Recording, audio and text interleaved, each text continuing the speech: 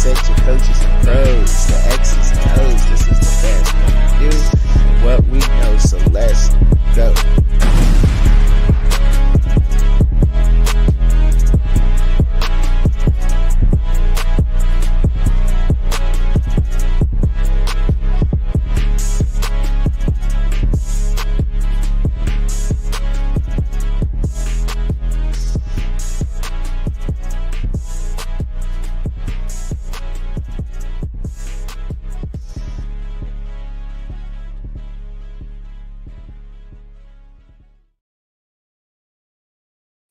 Yo, what's up?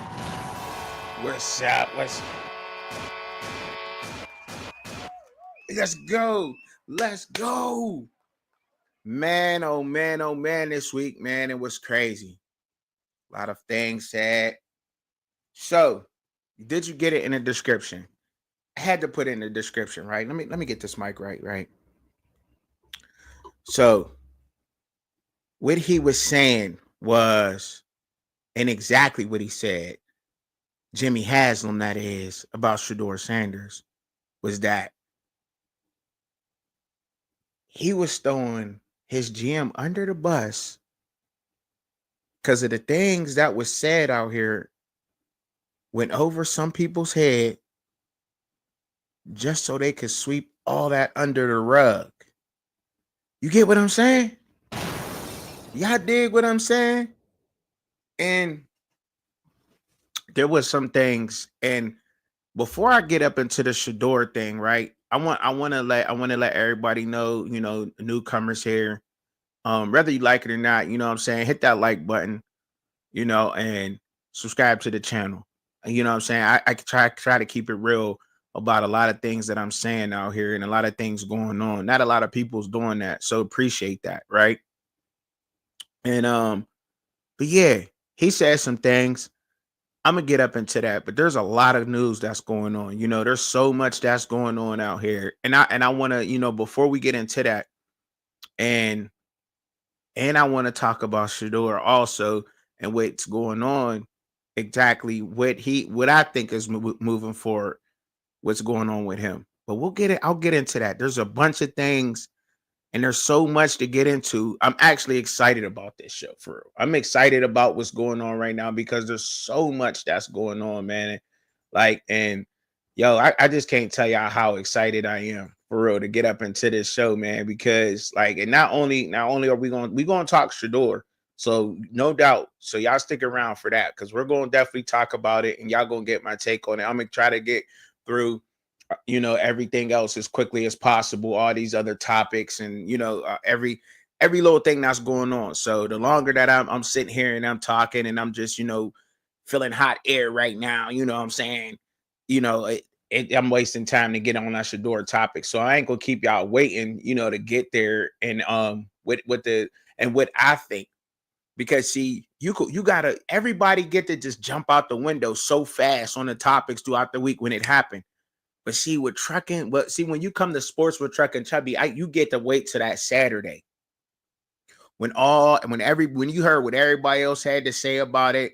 You're like, let me see what Trucking gonna say, because I know he ain't just gonna bite with everybody else saying. He's gonna have his own opinion on what's going on. But let me hear what he got to say. You know what I mean? And then some more information may be handy by the end of the week. So that's also a plus, and not always just jumping on things and wanting to be first about things or first to break a story like you some kind of insider or something. And we're not. And I'm no insider. You know what I mean? I'm just a hardworking truck driver, loving father, loving husband that has a podcast that was for that. And I really went hard into doing this. You know what I'm saying? I purchased a lot of things, whatever. But, I ain't gonna get on all of that to my own horn, because I ain't, I try to play it humble as possible. I don't try to issue on my people out here, because I know there's a lot of people out here grinding. Shout out to everybody that is out here grinding in the YouTube streets and the universe. But y'all know I like my X clips. Shout out to Coach Hayes. Y'all know I like my X clips. It's just a lot. There's a lot of information on X. That's where breaking news is. I mean, let's just call it what it is. And for those people who may not know, you have to watch and you have to vet your information, what you get off of X. Yes, that's true. But X is news. It is news. Like there's so many topics that you can actually look at, and you can come up with your own way of doing things, the way that things are broke down sometimes. And there's so much that goes on X, but and it also is our news. It is, believe it or not, there's no filter on X. So if you're going to hear something about somebody, they're not going to filter it on X.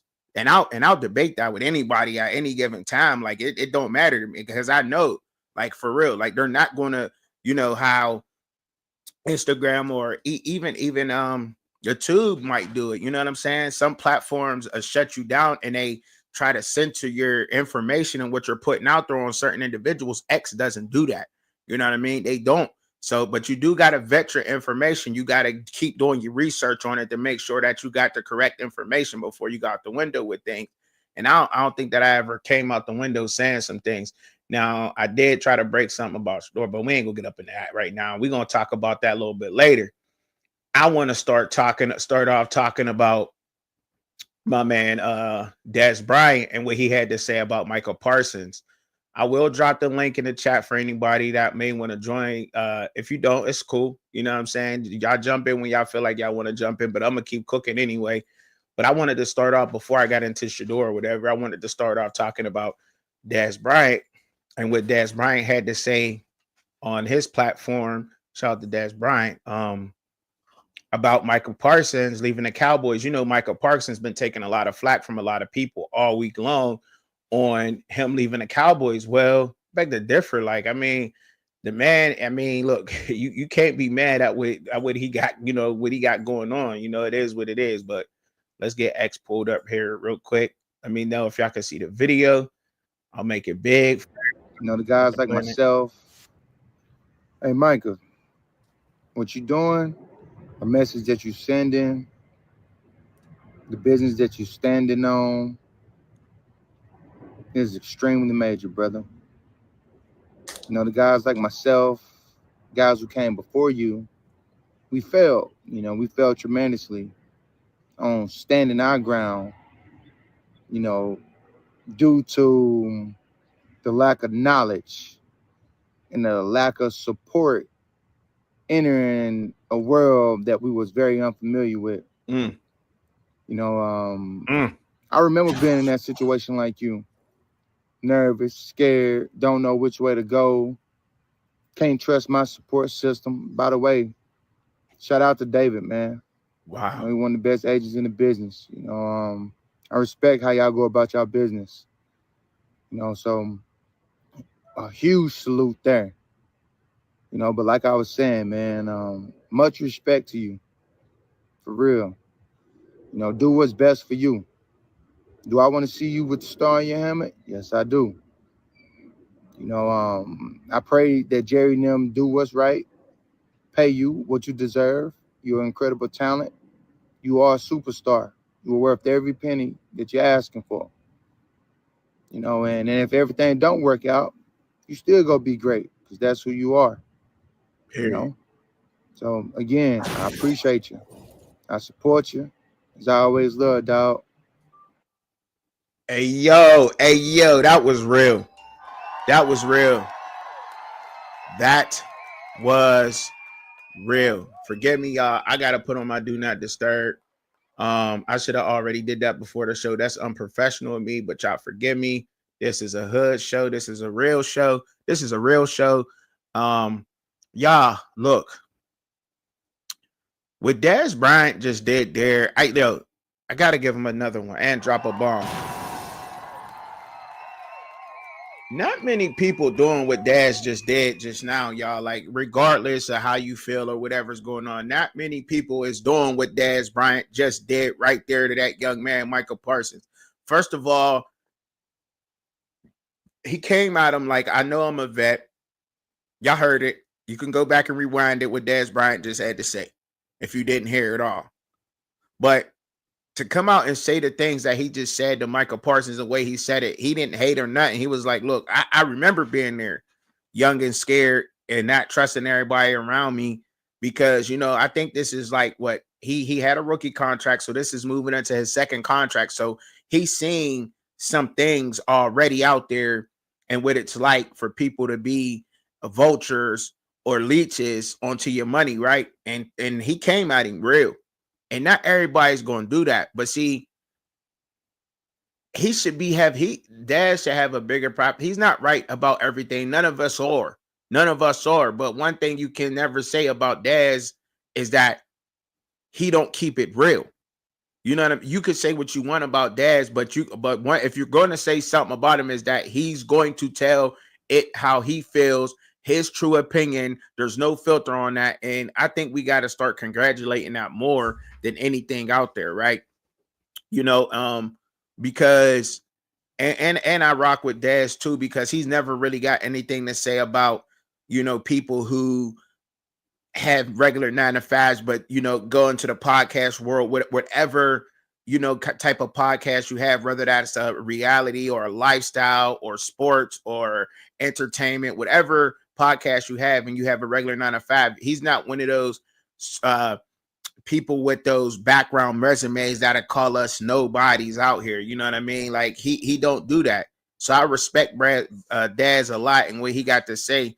And I hope that he continues to grow, you know what I mean? And that was just dope what he had to say about Michael Parsons. But moving on to Michael Parsons a little bit and giving my opinion on Michael Parsons and that contract is that real rap. I don't think Michael Parsons is better than Myles Garrett or TJ Watt. No, he's not.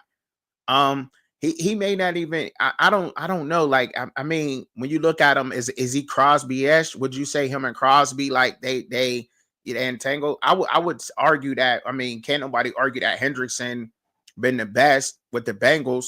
You know what I mean? At least the past 2 years, and it's what you done for me lately. So they gotta pay him off of what it is. But it's just the market. It's the market. Nobody argued anything when we was talking about Trevor Lawrence getting paid when the Jacksonville Jaguars dropped 50-something million on Trevor Lawrence. Nobody argued that. Nobody argued when, Brock Purdy had to get a contract. And I'm not saying that they don't deserve it. It's just the market. It's the market. The market goes up, you're going to get paid. Okay, whatever job you're in, you might be a welder.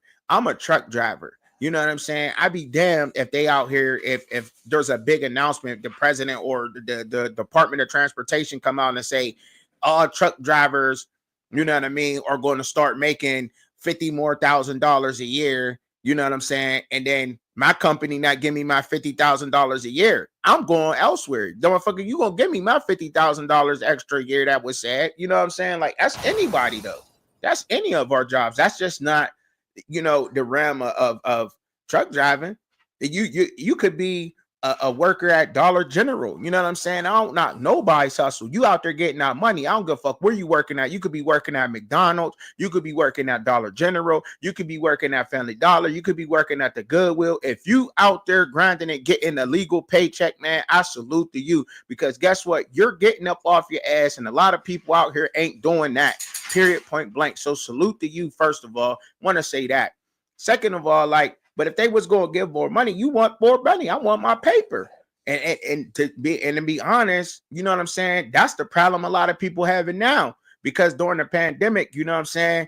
And I'm just trying to give a quick example, you know what I'm saying? So that's relatable to us out there. During the pandemic, they was giving, those fast food workers and people who wasn't making, over 600 a week, they giving them an extra $300-400 a week. You like, hold up. You giving me this to be at the crib, but you can't give me this when I go to work? Like something ain't what happening, dog. Like y'all got to get it together out here. You know what I'm saying? So I feel that. And that's just the way the NFL is. It's just the market right now. It's the market. It is what it is. It's been set by two of the best in the league. No, I can keep it real. He may need to work on the run game. I think he can play the run. I think his effort's just not into it. I guess that's just not his strong suit. The run ain't his strong suit, and everybody has weaknesses, right?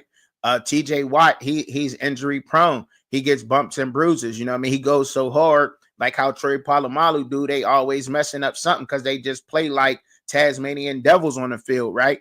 And then you got, Myles Garrett. He got a weakness. You know what I'm saying? I can't really get it offhand right now, but everybody has weaknesses to their game, but to say that he's not one of the best edge rushers in the league, that would be false. Micah Parsons is one of the best edge rushers in the league right now.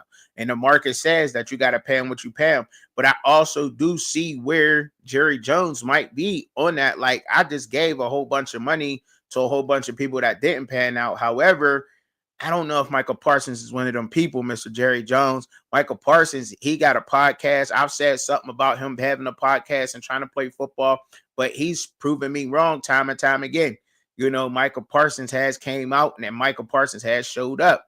You know, it's just the market. Like, regardless of what we think, we may think that we know from the eye test and from stats that he's not the best edge rusher, but he is amongst the elite when it comes to pass rushing. Now, if there's a couple of rookies that come in this year and they set the bar even higher, then that may mess him up, you know. But hey, there's some teams out there that'll be happy to take Michael Parsons if the Dallas Cowboys are not willing to deal with that money. But I think he might have to stick around anyhow, you know what I mean, and just play football. And I do commend him for just like, you know what, I know I'm gonna get paid regardless, but I'm gonna go out here, put this star on my helmet, show you what I can do. And if the market's there next year, if he puts up the numbers, I mean, there may be other people knocking on the door, making them phone calls. So that's just how I gotta say about that. Let's moving on to the next thing that I got working out on the X slide, because I know I be on X. This is what I do. Before, like I said, y'all gonna see Shedeur. Before I get into Shedeur, I wanted to talk about some other things. I'm going to get up into the Shedeur and give my take on Jimmy Haslam throwing him under the bus. I'm gonna get into that. Save the best for last, right? When you eating your food, when you got your favorite meal, you know what I'm saying? And mine's is weird. My favorite meal. I'm just gonna spit it before I get on Javvante. I love my chicken, some corn, and macaroni and cheese. I mix my macaroni and cheese and corn together. I don't care if you don't do it, but I love my fried chicken like that. And with my macaroni, and I eat my sides first, and I eat that chicken leg because it'd be so bomb. Because she put the cornstarch in there, make it extra crispy, and then oh man, it just you know what I mean. So, but that's the best for last. That's all I'm trying to say. I ain't trying to go there, but you know what I'm saying. Ring Magazine came out with a little slide. They said who has the best nickname in boxing. Obviously, you see Javvante Davis. I just used this picture of Javvante Davis to talk about Javvante Davis. Javvante Davis saying he's going through some things. He's going through some things. There's some stuff out there that I really don't want to talk about right now. I'm sure y'all have seen it. He's going through some things right now, and I just knew from his last fight before he even fought Lamont Roach that he really didn't love the sport of boxing no more. Like I done everything that I can do. And as much as we can say that he didn't fight the best, now I'm just a casual boxing fan. So really, my opinion don't even matter on this. You know what I'm saying? I just wanted to really give what I thought from my honest, and because I do have an opinion and I'm honest with my shit, right? He got a life. No matter what anybody want to say, boxing professional or whatever else is going on, Javvante Davis got a life. These are regular people that have worked extremely hard in their field to make the money that they're making, right? But you've seen the signs before he fought Lamont Roach Jr. that he really wasn't in the boxing no more. Like, it is what it is. That's why he went and looked for the best childhood guy that was still around, that had the best resume in Lamont Roach Jr. Say what y'all want to say. I think that he looked out for Lamont Roach Jr. Javvante Davis was trying to pass the torch.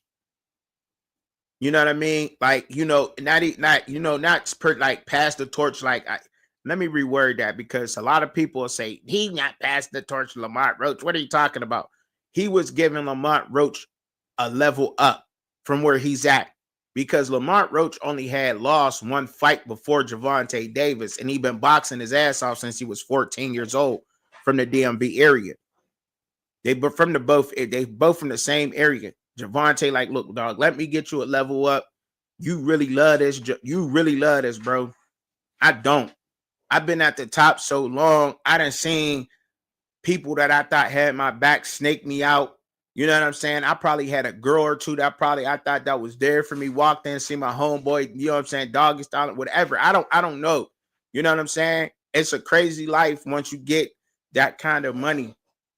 And all I can say is, and I've been hard on Javvante, but Javvante Tank Davis, man, if this was ever to reach Javvante Tank Davis ever in whatever world, salute to you. Take care of whatever you got to take care of. If you don't want to box no more, just say that. You know what I'm saying? Because you are who you are. You did what you did. You know what I'm saying? Take care of your lovely little daughter, your family, and live life, bro. Because you got what everybody else, you know what I'm saying? You've bought up some of the land around Maryland, trying to give back and build back for the black community. People overlook that, but they throw out things about a girl in a dispute with a girl. You know what I mean? Nobody knew that he actually bought some of the old apartment buildings and trying to restore those around that area. He's bought up so much land. You know what I'm saying? No, like you don't hear that about those guys. And I think that needs to be highlighted more than a domestic dispute with some female. And there's two sides to every story. You know what I'm saying? There's two sides to every story. Highlight what he's really out there doing, because you know what I'm saying, he really wasn't. That's what I'm saying. Like he's looking at trying to give his daughter the best life that he possibly could give her. Like he ain't worried about what I got to say, what showbiz adult got to say, what anybody out here, any one of you boxing pundits that got to say about him. It is what it is. We got so many other greats to look at. Look at Shakur Stevenson, bro. Shakur Stevenson, he got it right now. He carrying it. He loved boxing. He won a box for legacy. Javvante told us he was about the money, and there ain't nothing wrong with being about the money. There ain't nothing wrong with it. Period, point blank. There ain't nothing wrong with it. That's all I got to say about that. Moving on. What's up, Ellen V? Ellen V in the building. What up with you? How you doing? All right. Moving on. Some players was on a hot seat, but I ain't gonna get up into the hot seat. Every NFL team's hot seat player, whether y'all agree or disagree with it right now. I'm gonna just run it through real quick. They got Kyler Murray for the Arizona Cardinals. I have to agree. Kyle Pitts for the Atlanta Falcons. I don't know how y'all feeling about Kyle Pitts down there. They got O'Dave Alway for the Baltimore Ravens, Keon Coleman for the Buffalo Bills, Xavier Leggett for the Carolina Panthers, Montez Sweat for the Chicago Bears, the entire defense for Cincinnati Bengals. That's crazy. That's crazy work. That's crazy. The entire quarterback room for Cleveland. That's crazy work, bro. Crazy work.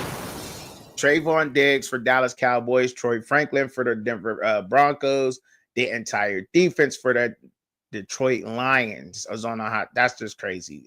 They got to be trolling, right? Jaden Reed for Green Bay. That's crazy. That's crazy. Green Bay Packers. The entire O-line for the Houston Texans. Anthony Richardson for the Colts. Trevor Lawrence for the Jacksonville Jaguars. Jawan Taylor for the Kansas City Chiefs. Christian Wilkins for Las Vegas Raiders. Quentin Johnston for that can't happen. He just got drafted, right? That's crazy. That's crazy work, bro. For the Los Angeles Chargers. Emmanuel Forbes for the LA Rams, Tyreek Hill for the Miami Dolphins, Jalen Nader for the Minnesota Vikings, Jalen Polk for New England Patriots, Russell Wilson for the Giants. That can't happen. Justin Fields for the Jets. I don't know. I don't know. That those last two might got something to them. But yeah, I mean, I don't know. But Jordan Davis for the Philadelphia Eagles, Aaron Rodgers for the Pittsburgh Steelers, Brandon Ayuk for the San Francisco 49ers, Sam Darnold for the Seattle Seahawks, Deion Jones for the Tampa Bay Buccaneers, Treylon Burks for the Tennessee Titans, Darren Payne for the Washington Commanders. That is a list that was just made up on X, said every NFL's hot seat player or players or rooms, however you want to put that. That's just it. You know what I'm saying? I ain't want to spend too much time on it. Just try to read it off to y'all. You know what I'm saying? Give y'all something to think about and marinate on. You said what? You said Burks is already going. This list could be legit. Hey, yo. The list could be legit. You think Burks is going already? I mean, look, man. I think I have to say, you know, I agree with some of the people besides a lot of like Quentin Johnson. He just got there, didn't he? He just got there. How long has Quentin Johnson been in? Would this be his third year? He'd be going into his third year. How can Quentin Johnson for the LA Chargers be on a hot seat as a player, but their quarterback Justin Herbert's not? You know what I'm saying? Like, I just don't agree with some of them. Xavier Legette for the Carolina Panthers. Why would you want to get rid of Xavier Legette? You just got Jimmy Horn Jr. and T-Mac. You just got T-Mac and Jimmy Horn Jr., Xavier Legette. Why? Like, that could possibly be one of the NFL's most dangerous wide receiver rooms in, let's say, 3 years from now. You keep that core together, keep them paid, keep them happy, sign them now. You know what I'm saying? Why they're cheap, extend their contracts, keep that's a hell of a receiver room. That's going to be a dog of a receiver room. I think so. I believe in it. You know what I'm saying? If the Carolina Panthers develop those guys and keep those three together, once again, Xavier Legette, Jimmy Horn Jr., and T-Mac, that could be that could end up being one of it. And I said it's going to take time. I didn't say, it's going to happen next year. Yeah. 3 years from now. Yes, that can be one of the best in the NFL. Absolutely. But yeah, I think a lot, a lot has been going on, but I want to look at some of these bookmarks real quick before I get up into anything else. Cause I had, bookmarked some sites cause I wanted to look at some things and give some shout outs, man, because first of all, Shiloh Sanders had I wonder if I even did it right, man, because I don't even know if I did it right when I looked at everything, man. I might have. All right. So yeah. So okay, I got it pulled up now. Todd Bowles. All right. So y'all can read it with me. Todd Bowles, Shiloh Sanders has got the chance to make the roster in Tampa Bay. I don't know how true it is. This is just, I'm reading, this is a legit writer from somebody from the NFL. This ain't the Athlon, although I still probably would read something off there and try to break it down in the context with y'all. You know what I'm saying? While much of the spotlight has been on Shedeur Sanders and the push for the Cleveland Brown roster, potentially stealing and starting the gig, his brother Shiloh is toiling away in the Florida Heat, attempting to earn a spot in Tampa Bay secondary. Coach Todd Bowles said Thursday that the elder Sanders brother has a shot to make the 53-man roster if he plays during the season. He's coming along. He's getting this game down, Bowles said via team's official transcripts. He's made plays like everybody else back there. There are a few tests that come up during the preseason. Tuesday night was one. Any other 3 preseason games and practices will be the others. He's got a chance to make it. Sanders is competing for a spot in the Young's Bucks secondary. You know what I mean? There are depth spots up for grabs behind the star Antoine Winfield Jr., Tyreke Smith, and who's moved on from a nickel role last season, right? The 25-year-old defensive back spent 6 seasons, we already know, playing for Colorado.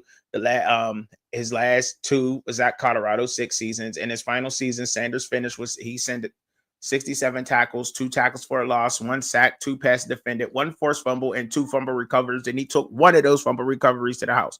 He went undrafted to the Tampa Bay Buccaneers. We know this.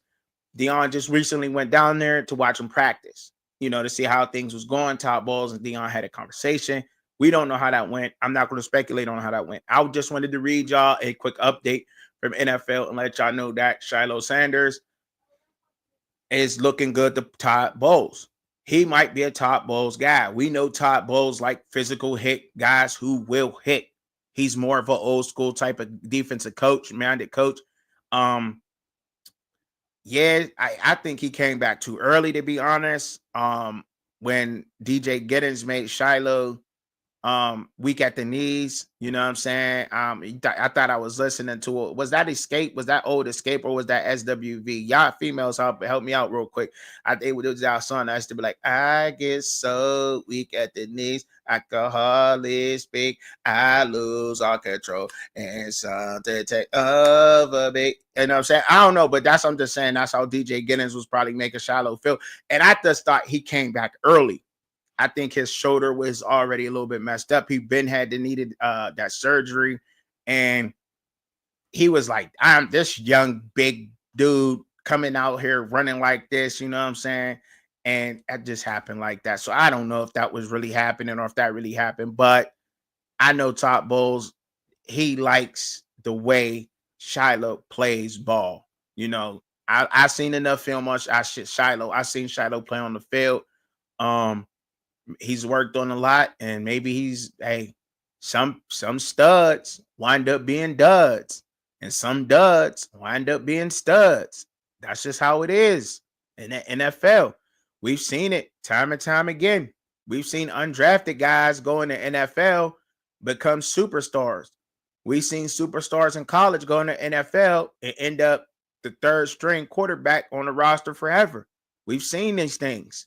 This is not nothing new. I just wanted to give y'all the report. Do not get mad at trucking. You know what I'm saying? That's just, I'm just reporting on what's going on. Slow Bucks TV. Thank you, bro. It was SWV. I thought so. I thought it was them. You know what I'm saying? My aunt used to bump them back in the days to listen to that junk. You know what I'm saying?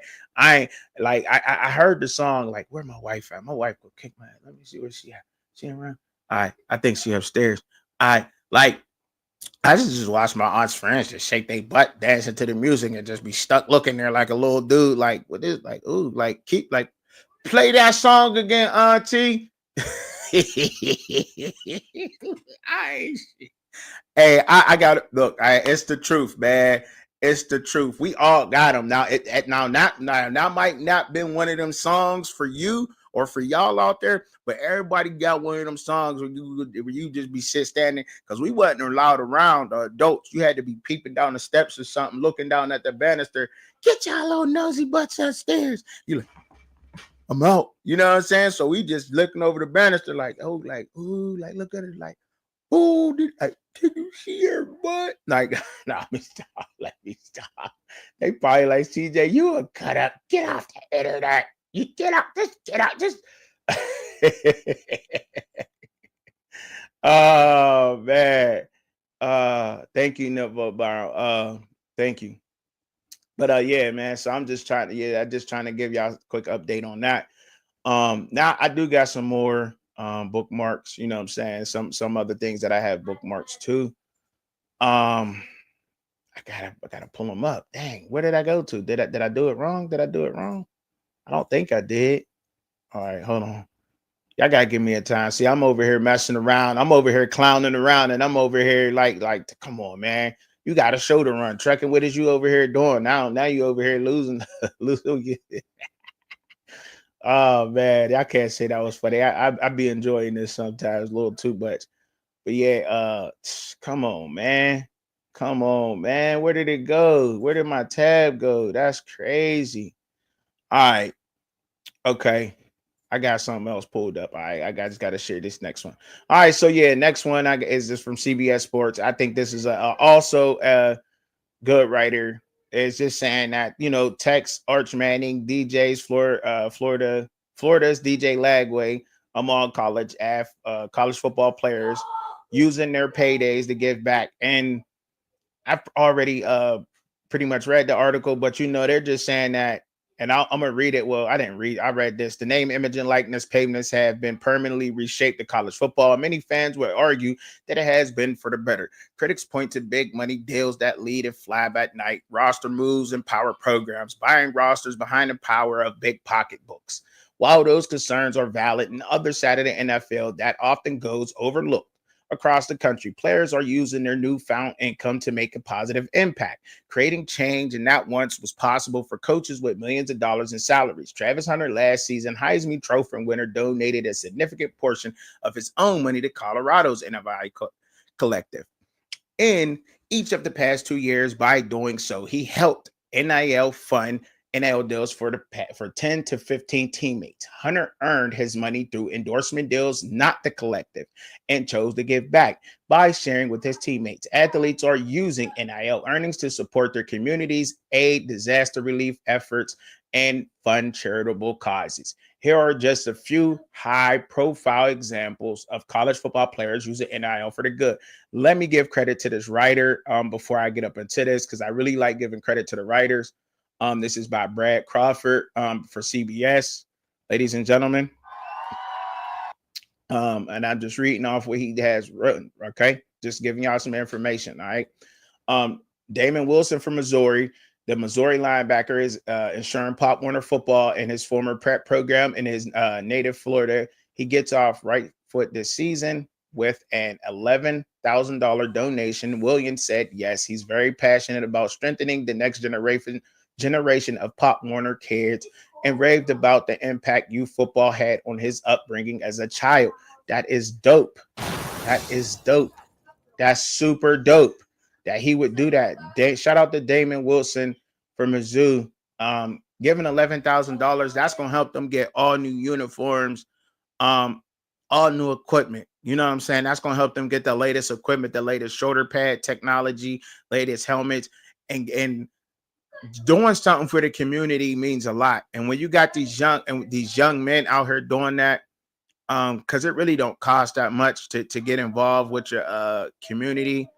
And I don't know what area. What did it say? The area? I don't think it really said. He just said it's native Florida. You know what I'm saying? So, and those Florida kids, they definitely need that. You know what I'm saying? They most definitely need that. There's a lot of violence that goes on down there, in those major cities and areas down there in Florida. But there's also a lot of talent, and I'm sure that they could use that money for nationals and everything. So shout out to him, man. That's dope. I love to report on things like this too, man, because I think some of this stuff gets overlooked and it's get oversaturated with negative press all the time. You know what I'm saying? So shout out to the people out there giving back. All right, that's real. I'm not looking at the screen right now. I just wanted to look at it. And now there's another player, because DJ Lagway, Florida's rising superstar, sophomore quarterback, made a six-figure donation to the university's NIL collective. Florida victorious to support the women's athletes programs as part of the International's Women's Day earlier this spring. Lagways has more than a dozen NIL deals, including partnerships with Gatorade, Nintendo, Epic Games, and Leaf Trading Cards. Shout out to him. Hey, yo, like he's making it. He's stepping up for the sisters out there. Like, look, like a lot of people don't want to support them. There's some dope women athletes. I'm giving some money for y'all. That's dope. That's dope, DJ Lagway. Now what did Rocco Beck at Iowa also gave something back? The Iowa State quarterback donated more than a dozen Xbox gaming systems to a local pediatric hospital in April. Beck, one of the Big 12's featured athletes, spent time with the patients at Mary Greenlee Medical Center in Ames, Iowa. I hope I pronounced that right. And helped ease the minds of those sick in recovery through gaming. Beck previously helped fund a youth football camp. That is dope. That's dope, man. That's dope. These young men is out there putting in that work. Now, I don't know if they're doing it for ops or whatever. Lenore Sellers, South Carolina. Sellers reportedly turned down an $8 million offer from a rival SEC program this offseason to stay at South Carolina. And he is doing all that he can to keep the spotlight on his home, Palomalo State. Sellers donated $16,000 from his new NIL deal with the Gamecocks to his former high school during a recent meet and greet with the fans. That's dope. Lenore Sellers. Travis Smith, Jaden Harmon at Tennessee. Wide receiver Travis Smith and linebacker Jaden Harmon recently volunteered their time and money to the Wesley House of Knoxville, each donating $5,000 to the NIL Community Center. The Wesley House provides child care and help for senior citizens. That's super dope. All right. Shout out to them. Cave Klubnik from Clemson. He's on it. You know what I'm saying? Like, hey, yo, I don't know how big this list is. Cave, I'm gonna just read it to y'all. Cave Klubnik from Clemson. He's giving back to his community and his and the children out there with NIL deals. That's great. Dante Moore from Oregon. Um, $10,000 check ahead of the 2025 season. Moore, who won a pair of state championships at Detroit King High School, also interacted with the students at Detroit Pell and gave out signed copies of his children's book From Journey to Dreams to those in attendance. That's dope. That's dope for him. Dante Moore from Oregon, Sam Levitt from Arizona State's giving back. Um, damn, man, Travis Hunter started all of this shit. That's crazy.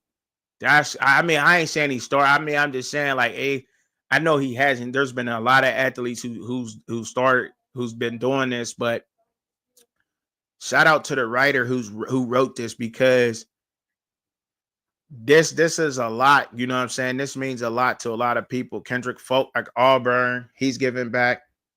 And that was the last person right there.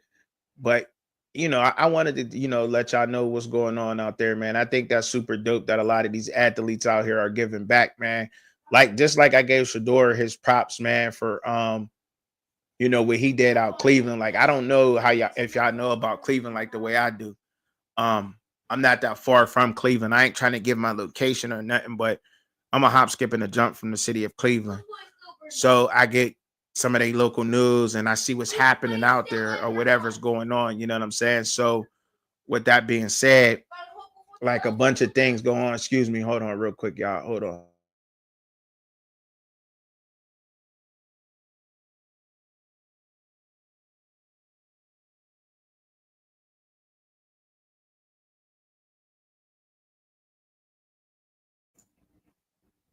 Yeah, excuse me. Back.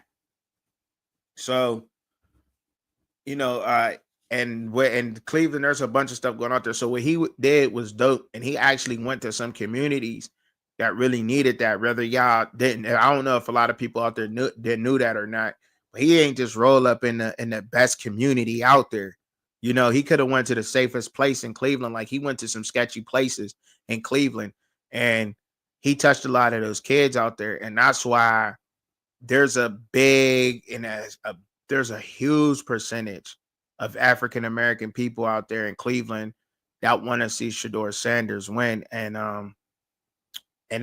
that's why this conversation I'm gonna have later, man, about him, man, it's gonna get deep, because you know we could speculate about a lot of things, and nobody's right or wrong in this. You know what I'm saying? You could speculate about a lot of things, about things that go on, but why is you just now saying that? Like, that's where the chunk of his support is at in Cleveland. Like, that's where his support is at, believe it or not. Like, they fell in love with him after that. Like, that's all you hear when you see these young, and I'm just keeping it real, y'all. I'm real here. When you see the young black dudes running around Cleveland, all they screaming is Shedeur, Shedeur, Shedeur, Shedeur, Shedeur, Shedeur, Shedeur, Shedeur.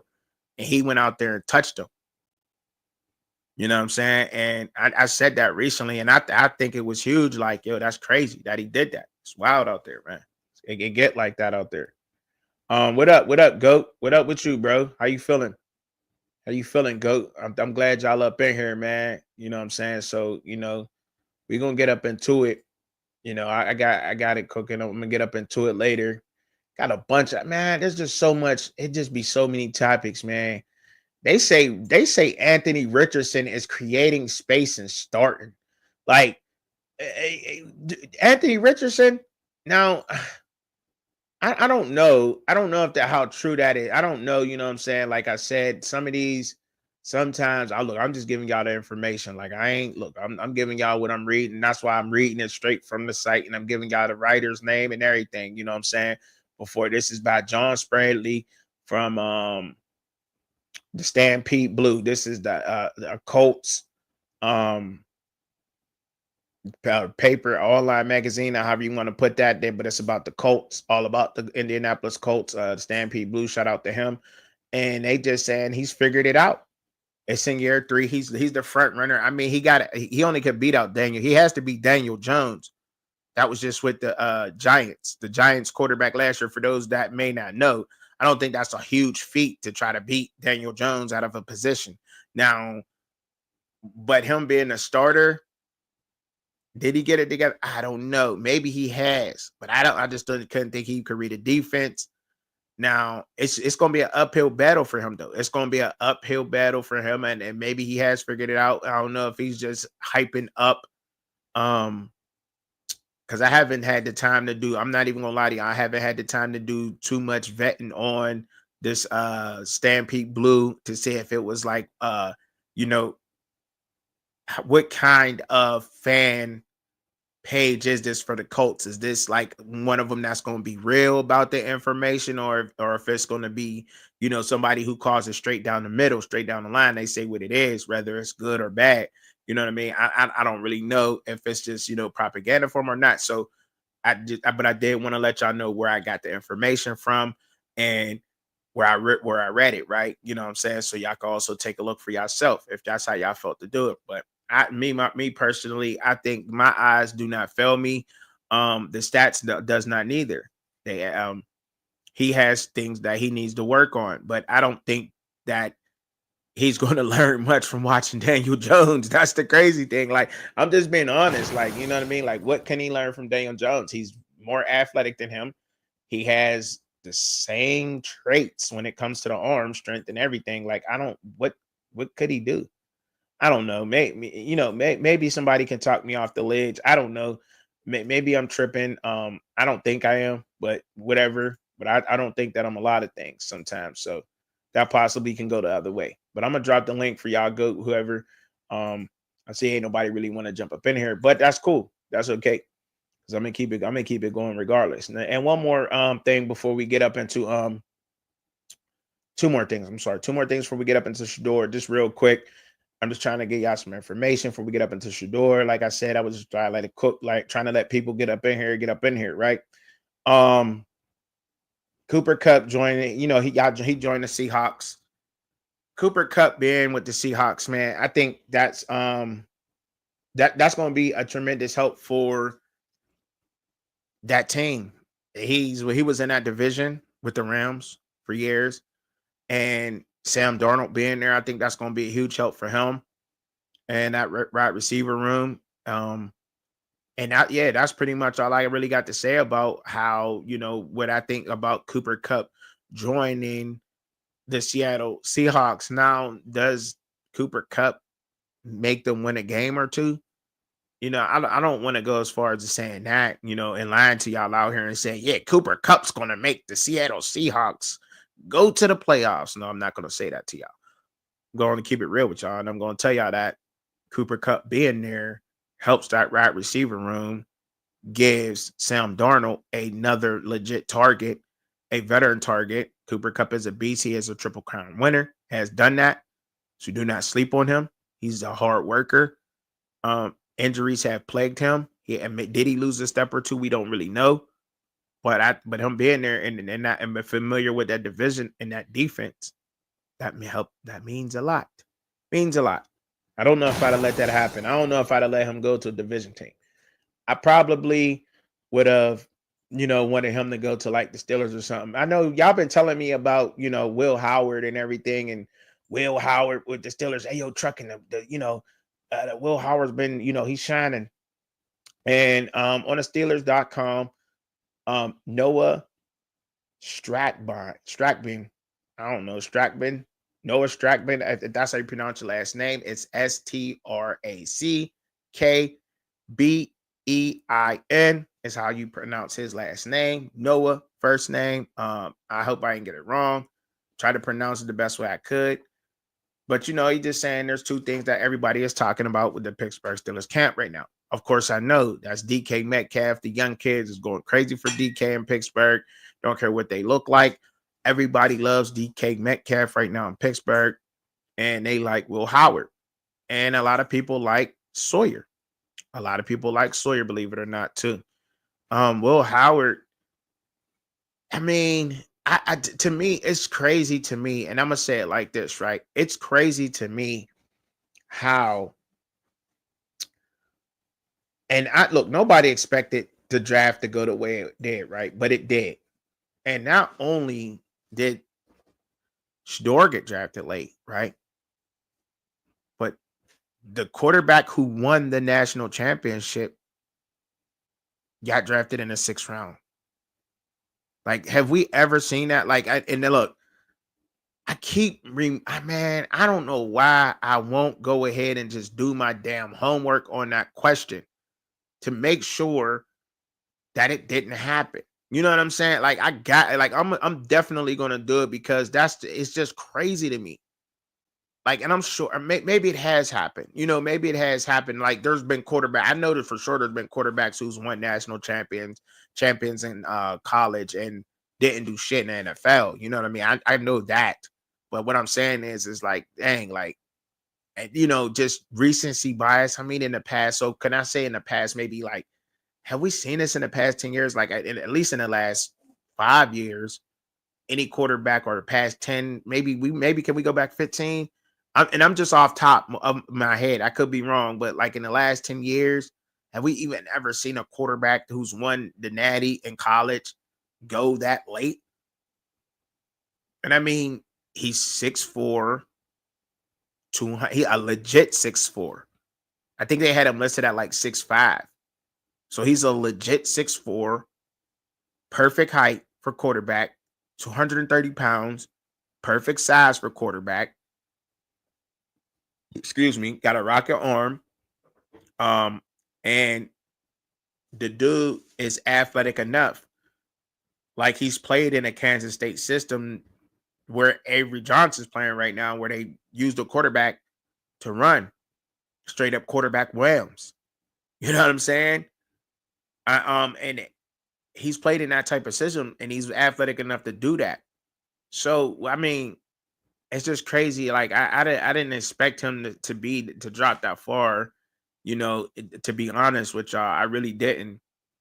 Um, but yeah, he's looking all right, and he's looking good in a bird. He's looking good, and he has the right person to sit behind. And just like I'm telling everybody else, just like I tell people about Shedeur, I'm saying the same thing about my Pittsburgh Steelers and Will Howard. The same exact thing. Steelers fans out there, y'all do not get big headed. Let's just take it for what it is. We got Aaron. He got one of the best teachers to teach him to watch from. To watch. Aaron Rodgers ain't got to teach him a damn thing. But he has the best person to watch play the position every day when he's out there to learn how to prepare. Well, I don't know about preparing because I don't want Will Howard or no Hawaii to talk about, damn, that motherfucker look like a giant candy bar right there. Like, ooh, look at the sky back there. Like, you know what I mean? So I'm just, look, let me stop, man. That's not, look, all right, I'm serious mode. All right, but yeah, like, you know what I mean? How to play the game of football, right? How to prepare playing the game of football, locker room, whatever, maybe not even that, but just straight up football. Watch him play on the field, how he processes information, and take his time to hit the field. If was a fifth, we all be lit. That's what they used to say back in the day, right? But for if any reason Aaron Rodgers went down this season, or if he was just ready to go in there, Will Howard, he don't got to be rushed. He don't got to be rushed in there. I would say this. In a perfect scenario, Pittsburgh Steelers fans, this is the perfect scenario. And maybe I could be fanning out a little bit. So y'all just let me know if I'm tripping, right? In a perfect scenario. What up, Christoph? What up, motivated, dedicated, Christoph, everybody. What up, y'all? JB. Out for like, so in a perfect scenario, in the Pittsburgh Steelers, right? We're rolling.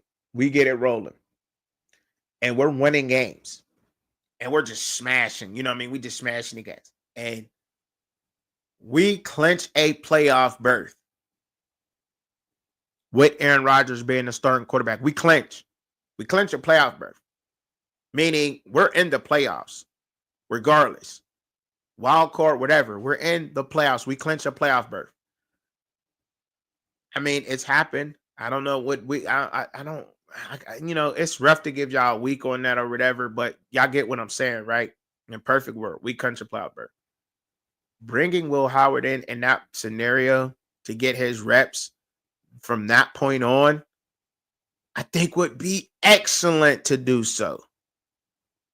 I think it would be great to do so. I think, you know what I mean? Like, and that's the scenario he needs to come in on, to give Aaron Rodgers a quick break, get ready for the postseason, get healthy.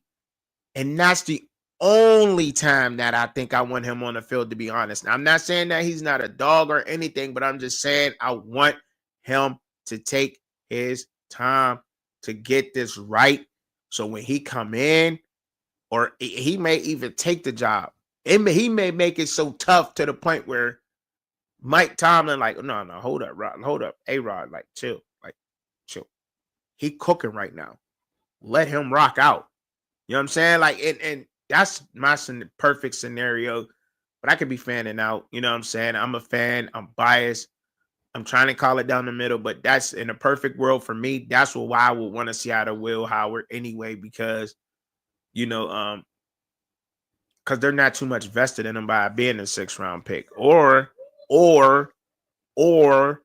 we could just be that organization that we are, the Pittsburgh Steelers, and say we got a steal in the draft. And Alfaru, shout out to Alfaru in the chat, you know what I'm saying? Because you have been telling me that he was a steal, and since day one, you have been saying that. But yeah, like, you know, yeah, he come in and do his thing, and we don't have to go quarterback.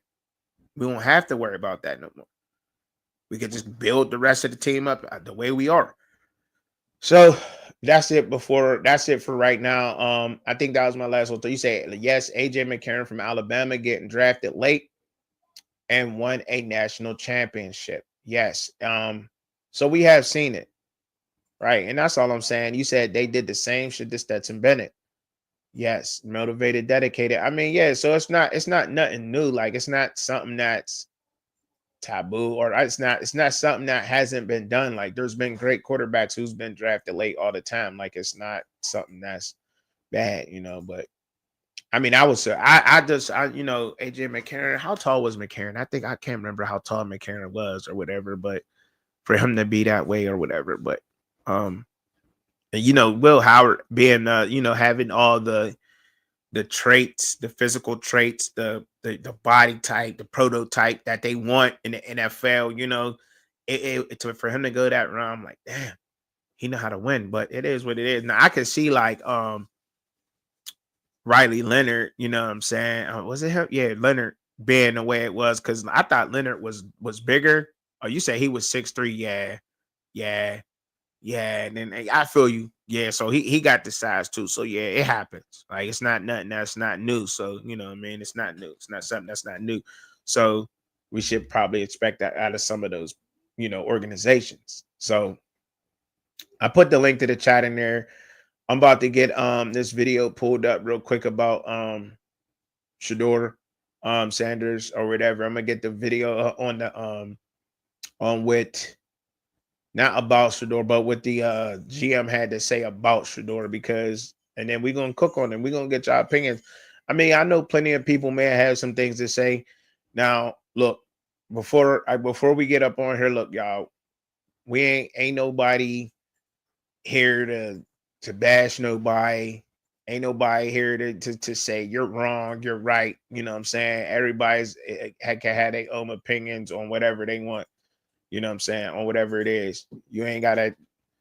So come up here, say what you need to say on the topic, and let it be what it is, man. You know, that's all. Let it be what it is. Let's keep it moving. Because I know a lot of people was waiting for me to come in here and say, I want a dog Shedeur. I want a dog Shedeur. And I'm like, all right, we're not gonna do that. We're not doing that. We're not doing that. I mean, people gonna have to say what they want to say. Say whatever you want to say. You want to big him up, big him up. If you feel like you have some things that you want to say it. Say what you need to say. Get it off your chest. Debo. That's what Debo said, right? So that's what we're going to do. All right. Where's that video at, man? I got to get that video pulled up, man. Because it was on there. Okay. All I got to do is just type in what Jimmy Haslam said, right? That's all. It ain't, you know what I'm saying? It ain't like it's hitting out there. I just want to make sure that I ain't really getting it on So many different people's channels. It's on so many different people's channels. I'd rather see what's on this one. Try to get it on a short vid. I'm trying to get it on a short vid. I mean, look, if I could get it, okay, this is it. Is this it? I think this is it. It's really more of an Andrew question, okay? But I think what was that pick? 146. We thought he was good value at 146. We have good process, okay? And if you'd have told me, let's see, we picked him on Saturday, right? Friday night driving home, y'all are going to pick Shedeur. I would say that's not happening. But we had a conversation early that morning, and then we had a conversation later that day. I think we had the right people involved in the conversation. At the end of the day, that's Andrew Berry's call. Andrew made the call to pick Shedeur. Just like who's going to start or what play we're going to call is Kevin's call. But that's Andrew's call. He made the call. Cleveland Browns owner Jimmy Haslam. We had the right people involved in the conversation. Shout out at the end of this media. What play we're going to call is Kevin Browns owner. That's crazy. That's crazy work, y'all. That's just crazy. To say that. I thought that. Listen, y'all. Listen. Let me get comfortable. Let me get in my state right now. I don't want to get overhyped because some people say, look, that's when trucking sound crazy. I got some great feedback. So I'm gonna just try to give it to y'all straight. Like I said, there was things that my fam has said on the Rawhide panel. Shout out to them. Right? Shout out to them. And it went over a lot of people's head. A lot. So while he's throwing his GM under the bus, the things that were said out here in his YouTube streets went over a lot of y'all heads. And now it was going to be used to get swept under the rug, right? And look, know exactly what I mean by that. Yeah, it's a nice little play on words, couple bars, whatever, however you want to say it. But it's the truth. Because that's exactly like, you could look at this optimistically. You could look at this in so many different ways. But, you know, shout out to my OGs. Because I believe it was Alf when he said, what benefit does Jimmy Haslam actually have of mentioning this to the world, knowing it's going to go viral? But what benefits him of saying that, right? What benefits him? There's nothing that is in this case. Now, I mean, he could be covering it. He could be CYA, could be covering his ass on this move, you know, saying like, oh, if he don't work out, you know what I'm saying? It was, I didn't want him in the first place. You know what I mean? He could be doing that. He could just be, he could be trying to troll. He could, there could be a lot of things to look at, but to see, when you're looking at this from a football perspective, when you're looking at this from the game of football, not really, that's how you kind of got to look at this. Like, when it comes to the game and even the business side of football, why would he say that? Because when you look at this from a business perspective, like, why would you say that you did not, the night before, you did not want Shiloh Sanders? If you would have asked me that night, like, no, we're not taking him, but you took him anyway the next day. And even that next day, you had conversations, but you still really didn't want him.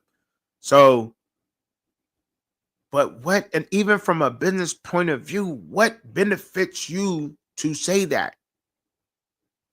From a business point of view, because you got every perspective, even from, you know what I'm saying? You got everything you need out of Shedeur. You got what you need out of Shedeur Sanders. Like, you do. Like, I mean, you just have it. Like, what you want to talk, a little bit of cheese, little revenue, but that ain't much to them billionaires.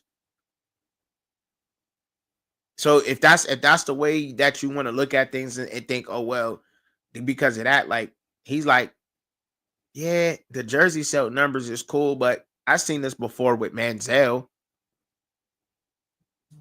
You know what I'm saying? And see that those are the things that we sometimes gotta think about too, as being caught up in fans and in fandom. Like, that's not, you know what I mean? Yeah, so he's really he's just coming out and just saying, I didn't want Shedeur Sanders. He's not what we thought he was. I thought he was gonna be better. This ain't me saying that. Now, if y'all can't be smart enough and read between the lines, because I'm a hater. Like, I'm literally a hater out here in these streets when it comes to Shedeur Sanders. I'm labeled a hater. I'm labeled on the dark side, even though I want the man to succeed. But that's just how it is. But that's what this owner's saying. Jerry Jones is the only owner who's ever been coming out speaking. When have you ever heard from Jim Lee Haslam coming out like this? When, and that's another question. When have you ever heard him saying something like this? When? I'm waiting. There's a chat. What up? What up? What up, Cliff? There's a chat. There's a link in the chat.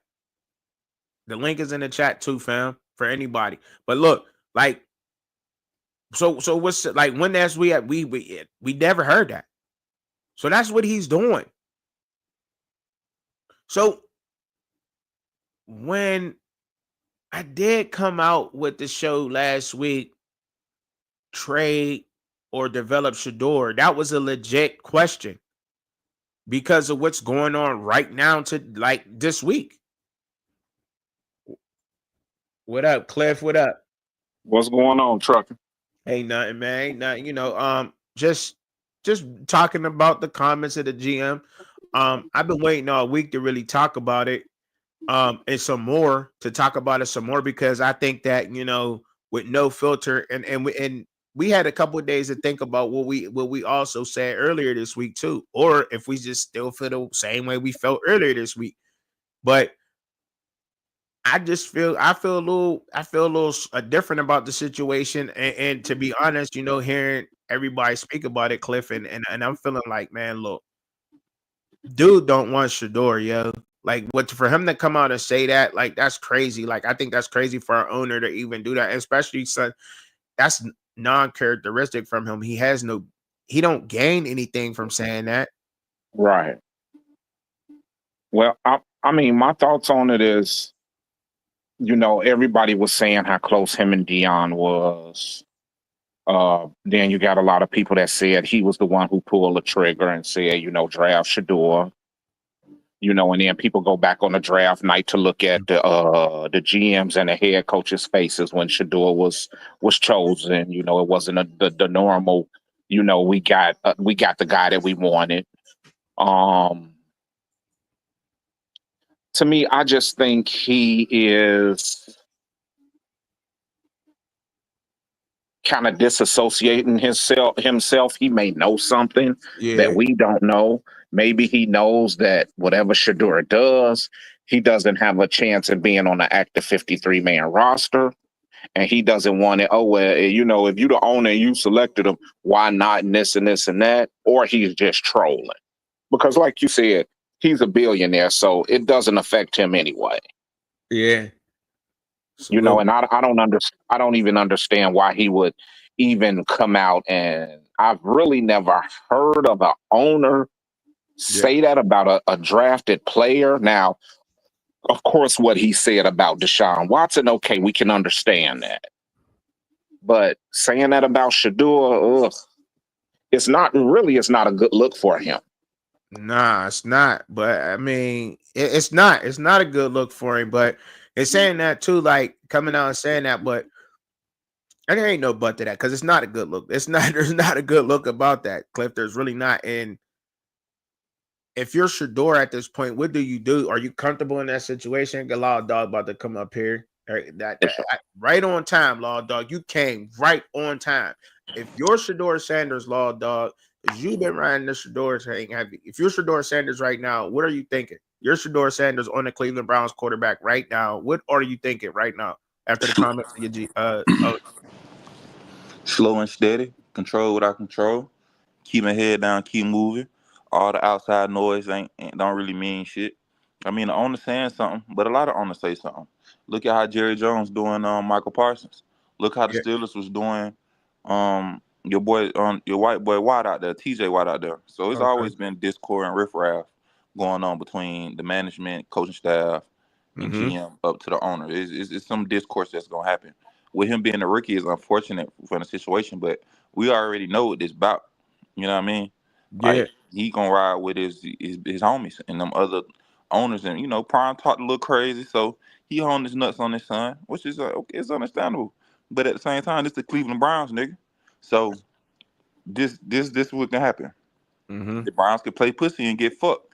Go ahead and get rid of Shedeur. Everybody see what it is. Mm-hmm. Everybody see what it is. That boy slinging that rock. Chubby, did you see that new video? Yeah, that's it right there. You Mm-hmm. seen that video of him throwing that rock?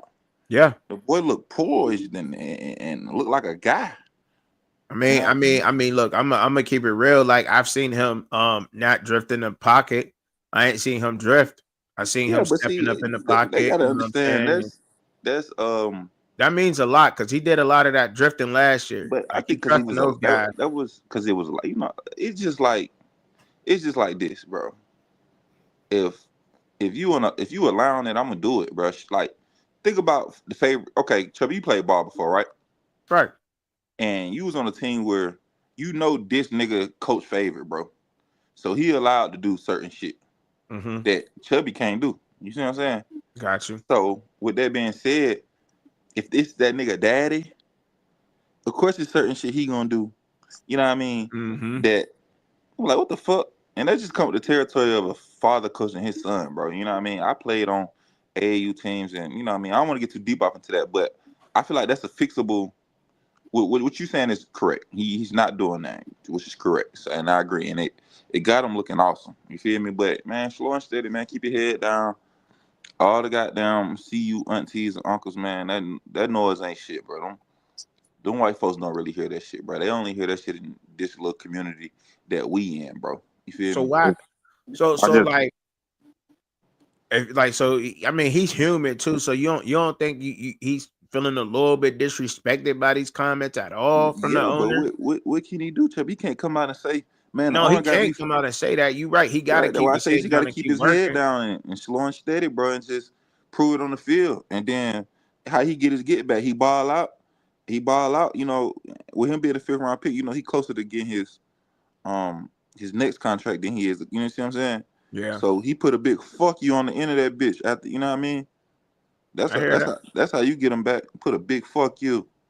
You know what I he mean? to me he's doing what he's supposed to do. I have seen improvement, and that's credit to you know, hey, Stefanski, quarterback coaches Nah, there. I ain't gonna let you do that, Cliff. That's credit to me. Offensive. I ain't giving you no credit. You ain't You at gotta give me practice. the credit. I told you he was that nigga, bro.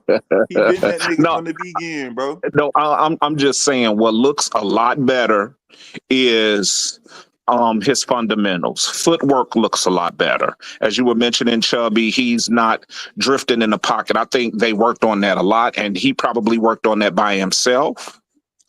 Because we got to understand, law know this. You got a quarterback that drift, and then you get a coach that's not really on it. He go so before that ball is snapped, he go say, "Now don't drift." Soon that ball is snapped, he go say, "Don't drift, don't drift." There's your stance right there. Get your feet set. Get your feet set. Don't move. Don't move. Mm-hmm. Right.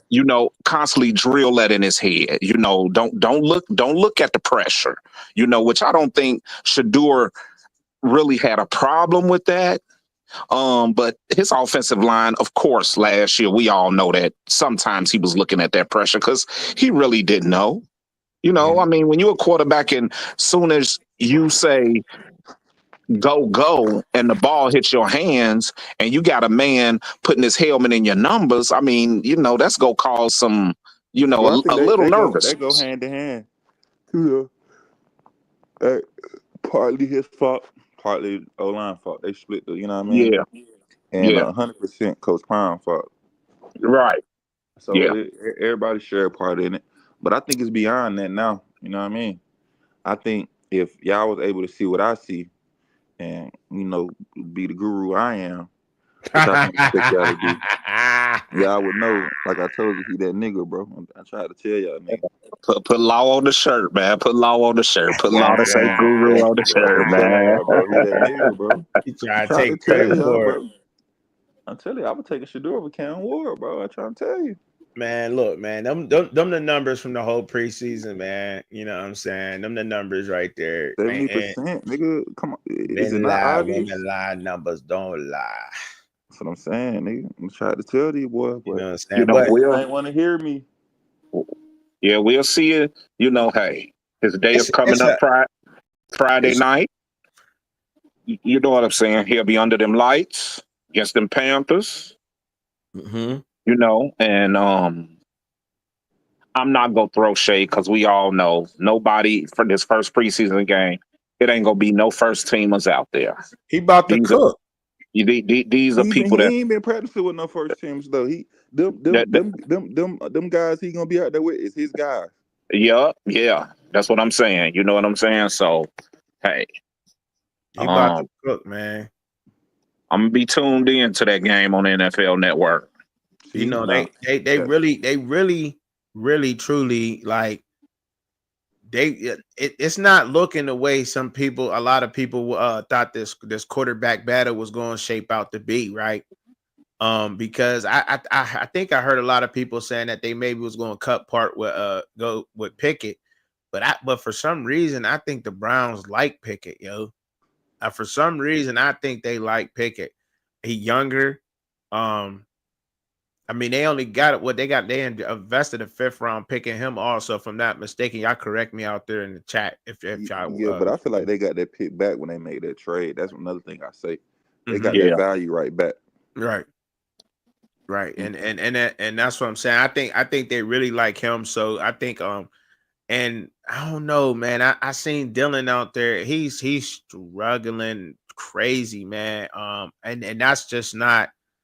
You know, that's not people That's a bad pick, bro. At the end of the putting fucking people day. down, man. And that's not just putting, you know what I'm saying? I don't think people trying to put that man down to big up Shedeur because like I mean, I've seen him cooking. He does have an arm. He can process. He has been, but it's just not looking good. I don't know if this pressure is getting to him with all these constant being under the camera. You know, I don't know that changes things for people. Believe it or not, you know, for some people, you know that changes a lot. He ain't used to a lot of that, and that's what's going on with him. But I mean, those are the numbers right there, y'all, for the quarterback battle. But like I said, we definitely gonna be able to see what's going on. But I thought it was very. I had to talk about it because I think like you trying to throw like, are you trying to throw him under the bus, dog? Like, are you like what you doing is like that's not cool. It's not cool what you did as an owner. Never heard it. Never seen that happen. You know what I mean? Besides, Jerry Jones is very vocal about things, but to see that from Haslam was crazy to me.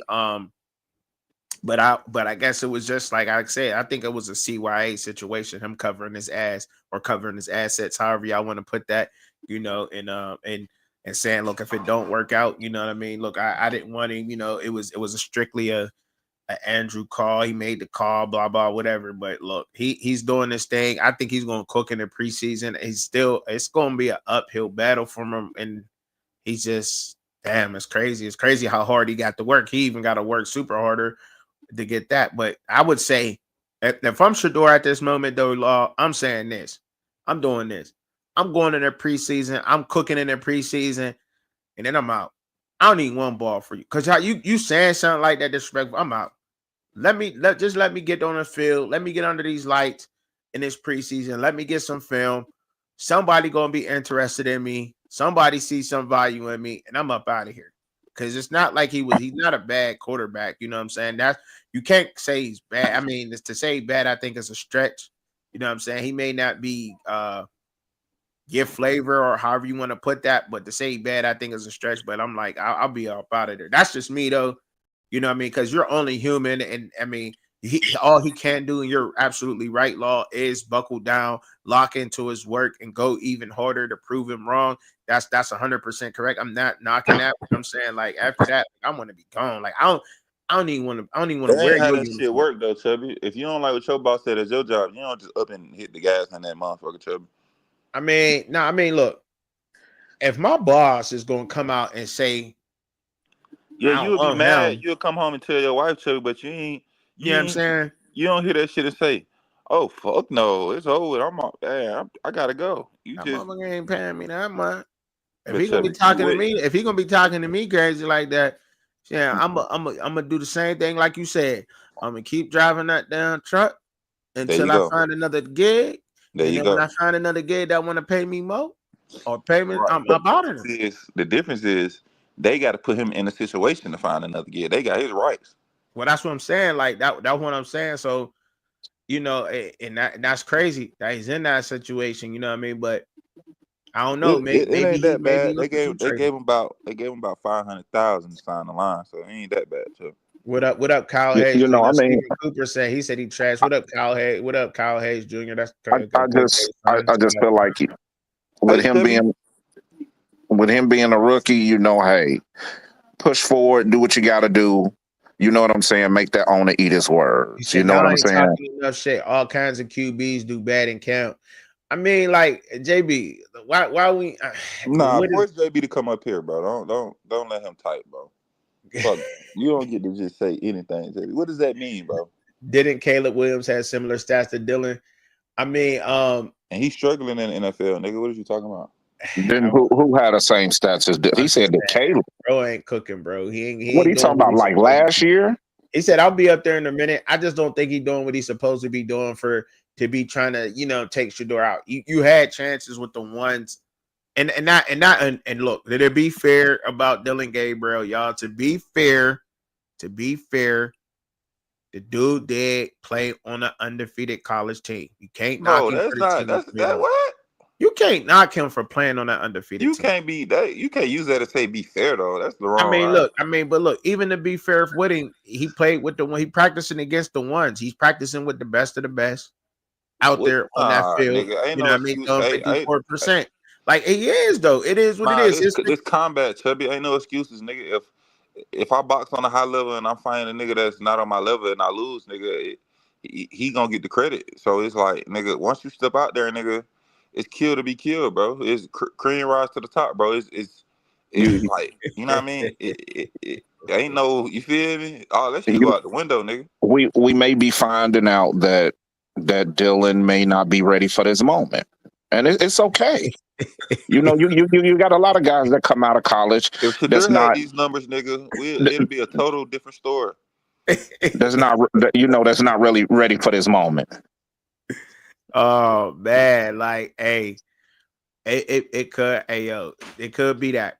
It very well could Yeah, be that. it's that. Hey, It Chubby, could be didn't that, you have braids, bro? Yeah. When you cut them bitches, bro, because all of a sudden you just came out with a bald head. I cut like what was it, like 3 weeks ago now? What happened, bro? You just said fuck it. Just fuck it. Okay, Fuck it. all right. Cause I Well, had, because I I I was I getting swear this old, nigga had bruh. I braids. had this spot like right here that had to keep getting covered up, bruh. Like right where my top of my headphones at. Like he said, I got a bad head.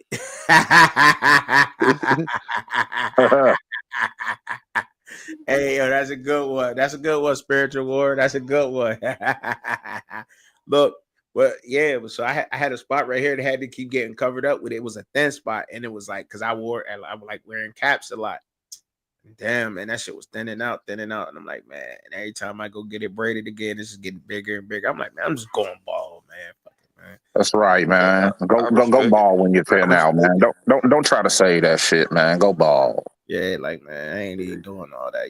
Them just going all natural with it. Just cut it off, bro. You know what I'm saying?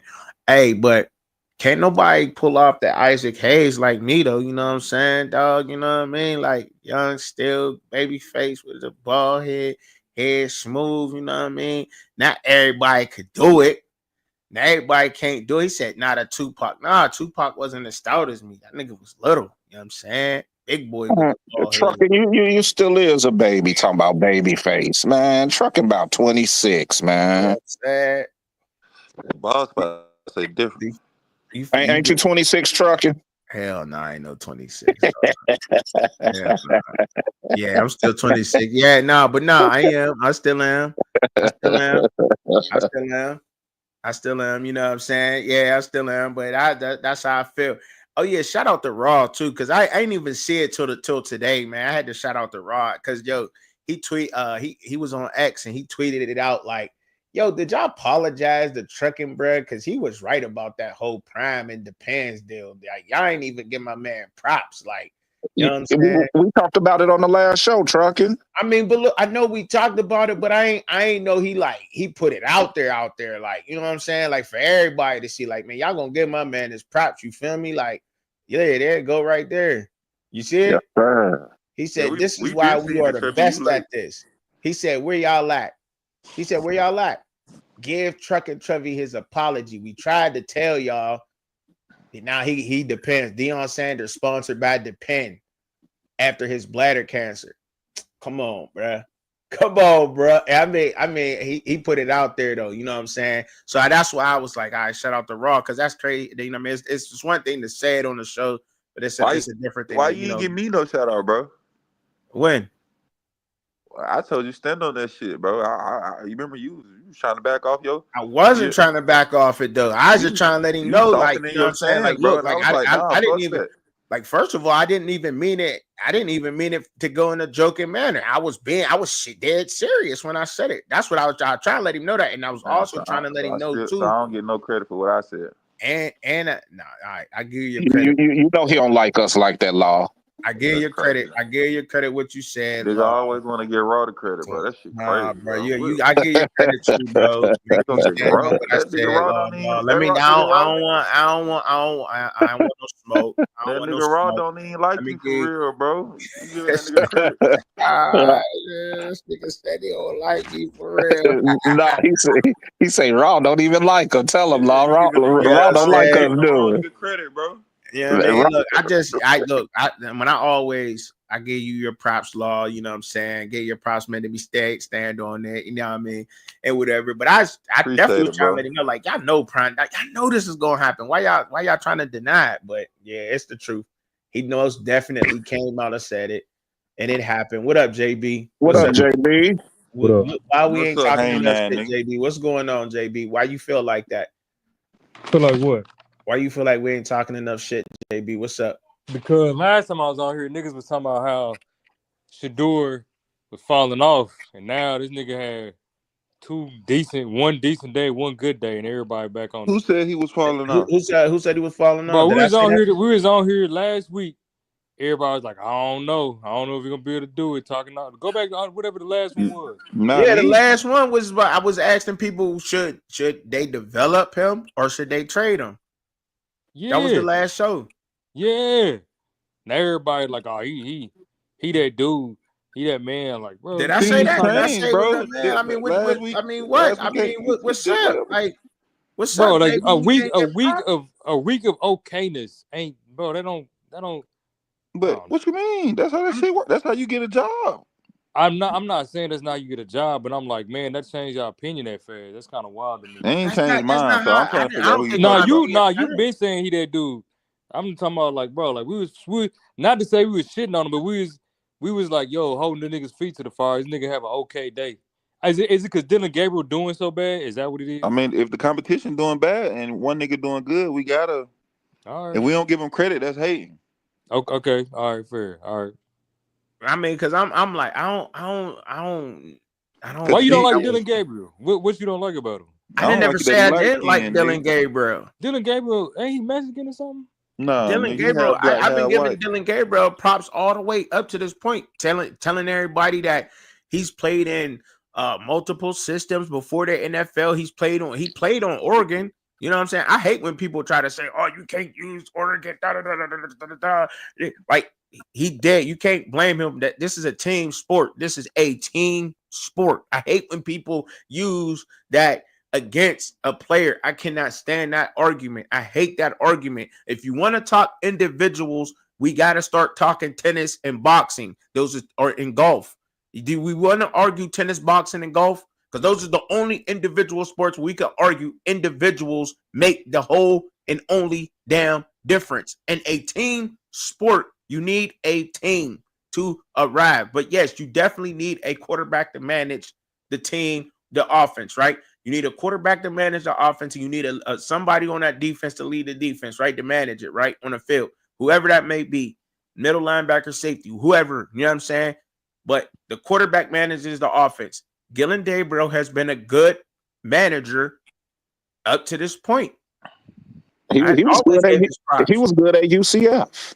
You know what I'm saying? I've never shitted on him, or I've never totally shitted on Shedeur. I just So let me ask you this, like it is. JB. Let me pose this. Chubby, pull the numbers back up.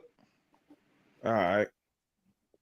It is actually I'm just fucking with y'all about everything, but What? the No, numbers thing. Listen, that's why I put that in You the don't chat. get But to hold jump on. off. You got to stay where you at. No, I'm staying where I'm at. I'm just saying, go ahead, put the numbers back So up. you seeing these numbers? Why you? I can't see it. Hold on. Let me blow the picture up. Okay, what about it? So what do you make of these numbers and what you see? And you can start with whoever you want to. You know what I mean? Because everybody's probably running the same plays. They're not all getting equal amount of reps. But okay, let's do this. Let's do this. All right. In reality, do we think Shedeur is better than Joe Flacco? Yes.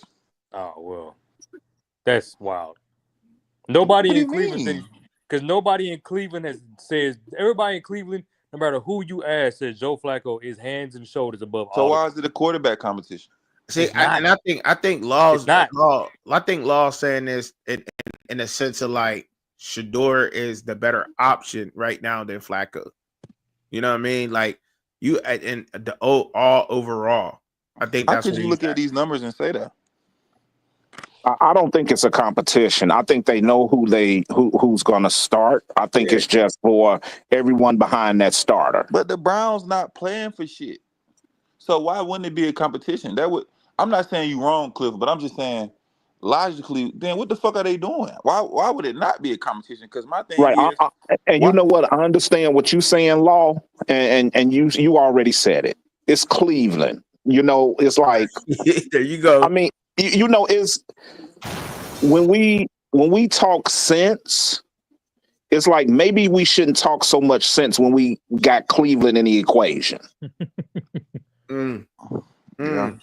Well, Yeah. then I don't know what the fuck going on. They saying the nigga with the best numbers is the most trashiest nigga on the team, according to JB. That's not what I'm saying. That's basically what you said. No, I said nobody has said Shedeur is better than Joe Flacco. I've never heard that. I want to show you what Dillon Gabriel been looking like lately. So if that's the case, that negates the numbers. The numbers don't mean shit. Because Joe Flacco's numbers is not that good. Everybody know he better than all three of them.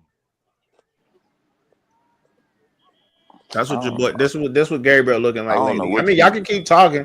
I'm just, you know what I'm saying. I just want to play the video for the people out there. You know what I'm saying. That might be tuning in. This is what Dillon Gabriel been looking like. Yeah, like come on, JB, bro. You doing a terrible job today, bro. No, you said who got the best numbers. Obviously, the numbers don't matter. You saying that's what I'm saying. Like we going off the numbers at this point don't matter. That's what I'm saying. Why don't they matter? Because if they matter, then Shedeur wouldn't he'd be running first team reps all the damn time. No, that's not. You're saying what I'm saying. What I'm saying is when you bring up numbers, we can't go. That can't be a barometer. No, I asked you to make an assumption about this quarterback competition based upon the numbers, and how did you see it? But the numbers don't. If I'm just looking at numbers and nothing else, so why are they charting it, bro? What's the point of charting it and actually keeping up with it? Like, how do you think you do? Okay, let me say, if you're a coach, you've been in camp, bro. Like, they chart everything you do, right? Like, so hold on. Yes, they chart everything you do, but there's caveats to a lot of it. Okay, he looks. I don't mean to cut y'all off. He looks very uncomfortable. It's like he's bailing well he before. Didn't look like he didn't. It not. I don't know. He looked nervous or something. Yeah, unsure of himself for some reason. You know what the reason? We know what the reason is. Well, we know we speculating on that. We don't know what the reason is, but we can speculate on the reason of why he's looking the way he's. You let that nigga off the hook, Cliff. I was on his ass, bro. You know what I'm saying? Like, dude looking. I don't. The way Dylan Gabriel out there playing ball right now, I don't understand that missing. He got a roll every time. Ain't I no don't way you think he just jumped know. in front of It my looks like he mission like don't know that, the Cliff. offense or something, or the offense, or he ain't got no chemistry with I nobody. had this or nigga on the something. ropes, Cliff. You said what? I had this It look, nigga on the ropes. No, JB. You said what? JB? What? JB? I said, look like he don't have no chemistry with them or something. Oh wow. Law, man. Law, you gonna let that slide, bro? You gonna let him say Right. that, Law? Nah, bro. I was going somewhere. Cliff just came in there, derailed my train. I was getting this nigga out of here, man. Finna Bro, walk this nigga if we JB just all the look way at, out of bro, here, bro. this is what you listen to what I'm saying. All Y'all I'm go saying ahead. is the numbers don't matter right now. That's all I'm saying. Which, Or we okay, wouldn't be talking about this. Chubby, what is JB saying, bro? In your words, No, don't go ahead laugh, and cook nigga. them. Go ahead and cook them, Law. Go ahead, bro. Nah, cause I'm saying I don't really get. Maybe I'm missing it, bro. What I'm saying is what you're saying is true, but it don't mean nothing. Because Why? the reason it don't mean nothing because they ain't doing it. If we know the numbers, we everybody sees these numbers. The numbers are public. They not changing shit. So right now they don't mean shit. I mean, What it means is that, I mean, let's just be real, so right? how do He just hasn't. He had with it. All right, so let's break no, the numbers down. So I don't he's know. To saying they don't me, mean nothing though, Chubby. So my thing is, I think so they mean a so lot. so I think the numbers do um, mean something because No, hold on. You're talking from our point of view. I'm talking from the organization's point of view right now. Okay, but that's cool. like JB, Okay, you said it only been a week, bro. Like, how the fuck? Like, my thing is, so what do you think should? So you think it's no way he make the team? Like, what are you saying? No, I think he made the team. I think I really think I think to ask for a trade. But I As do for a think. trade, how he got value? But hold on, cause we get the numbers. Oh my God, get this nigga off here, Chubby. Listen, if you gonna say Get this no, nigga off here, bro. no, we no, ain't, listen, we ain't doing you that. listen, logic. If you saying numbers count that much, and he got the best numbers, why is it the nigga? He's better than everybody on the team. Oh my God, bro. I can't Nigga, get I it. just asked you the inverse of the question, and you said you didn't understand. So now you understand the inverse from your point Now of he view. using inverse. I'm getting this shit So getting too tricky for me, Cliff. so the thing is, so I mean, so to me, right? Like it do me. What is you saying from an organization standpoint? They ain't made a huge difference because he's still getting them snaps. But it's How, saying that Chubby? But who would trade him then? Who's gonna No, trade him, listen. Chubby? no. What I ain't even finished what I was saying. I ain't even finished what I was saying. I was getting it. I was going somewhere, right? Dylan Gabriel is getting his chance right now for real to make a statement, and he's dropping the ball. He's dropping the ball in front of everybody's face. Let's just call it what it is. Let's call it down the middle. You just said it looked like he ain't got no chemistry. Cliff just said he looked uncomfortable. You said he looked uncomfortable. It's the truth. He's getting his shot right now, and he's dropping the ball. So I'm saying it like this, and then you could organizational, whatever. A blind man can see what's going on right now. If when Shedeur goes playing this preseason game, if he cooks, he's going to have his chance to start practicing with them ones. And he's going to jump. He's probably going to jump Gabriel, bro. He's probably going to jump Gabriel. If he does not, if he goes in there and starts cooking with them ones at practice, he's probably going to jump him. That Gabriel got his chance right now, and he's dropping the ball, bro. From an organizational standpoint, they probably want to go with a veteran who's already been in the league, and that's that. You know what I'm saying? We know from the jump the top two quarterbacks on this graph right here are battling for the 1 and 2 position. We've always known this, y'all. We've always known that Shedeur was battling for that third spot. You know what I mean? And he will have his chance to move up within on this chart throughout the year. We know he was climbing that ladder from the jump, And that's just me looking at, you know what I'm saying? That's just me what I got to say. But I mean, but it's a blind man can see that Gabriel's dropping the ball I right don't think a blind man can see it because JB got 2 fucking eyes, bro. And I'm sure he wear glasses. And the nigga just he goddamn get his ass a walking stick, now. bro. Oh shit. JB, you gonna let me say that, JB? Chubby, I wanted you to stay. Chubby, you gotta stay where we at. Don't let his ass out of here, Chubby. Lock the door and put gasoline around that bitch. Bro, What is he talking about? 'Cause listen, he said, see, this is my only thing. I be wanting niggas to make it make sense to me. okay. If we Well, having a hold on, JB. Because you went from the numbers don't matter, and then you come back with an inverse, whatever the fuck that mean, and then you you know what say the hell his inverse trade, is. I don't. His trade value would be from the numbers. And You then hold on, say, you conflating two. hold on. Then you said then you said it's reality and how the organization looking at it, and then you said per the numbers, the organization would trade them. And I said, where the value come from? You say the numbers. So I'm saying the organization is not counting the numbers, but they're gonna No, use the numbers as trade value. you can't use the numbers when you want to use them. This is what I'm That's saying. my Listen, point. But you just did. you just did. You just did. No, I didn't use. Look, y'all see, y'all conflating two different things. Conflating. See, you doing too much, bro. Straight up, bro. Stop doing this, bro. What the fuck is conflating mean, bro? Yeah, Listen, what does the word conflating mean? Yeah, what Word the of fuck the are you day. talking about, bro? Word of the day by JB. Yeah, JB, but what Chubby, does look the that word up. Look conflation hold mean? on, inverse listen. and conflating, bro. I need to know What does that. those words mean, JB? For the Listen, people hold on. out there that don't know, because you I'm sounded about to too smart. explain. I'm about to explain what I was saying. I'm gonna keep. Dumb it I'm gonna down, bro. go Don't point by. don't I'm do that gonna keep science it point by experiment point. shit. Dumb it down, Okay. bro. The first statement I This said. is preposterous. The first thing I said, does anybody is anybody said that Joe Flacco or that Shedeur is better than Joe Flacco? Has anybody said that in any organization, any time in the public, anybody that's evaluated this? Has anybody said that? I don't think they could at this point, to be honest. I mean, you can But speculate on that, but you don't know that answer definitively. Okay, but if I'm going by the numbers like Law said, then the numbers tell me he is. Right. So okay, so if we're doing that, then what's the problem? Because he should be one. He should be fighting for one. JB, bro, just bail out and say, listen. Let me finish.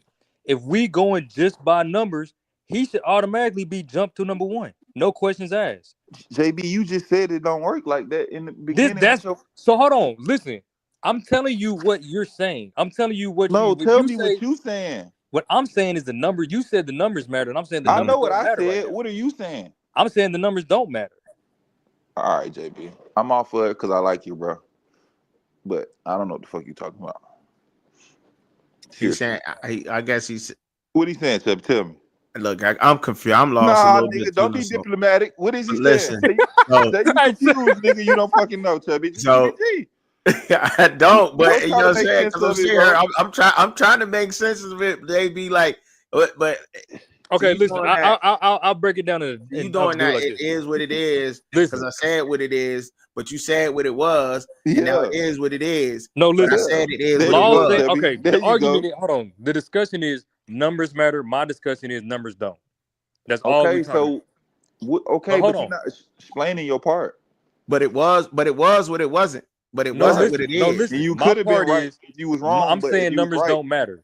But we're looking at right because you was wrong. But you was wrong because you was right. You was right. I'm saying look at the listen.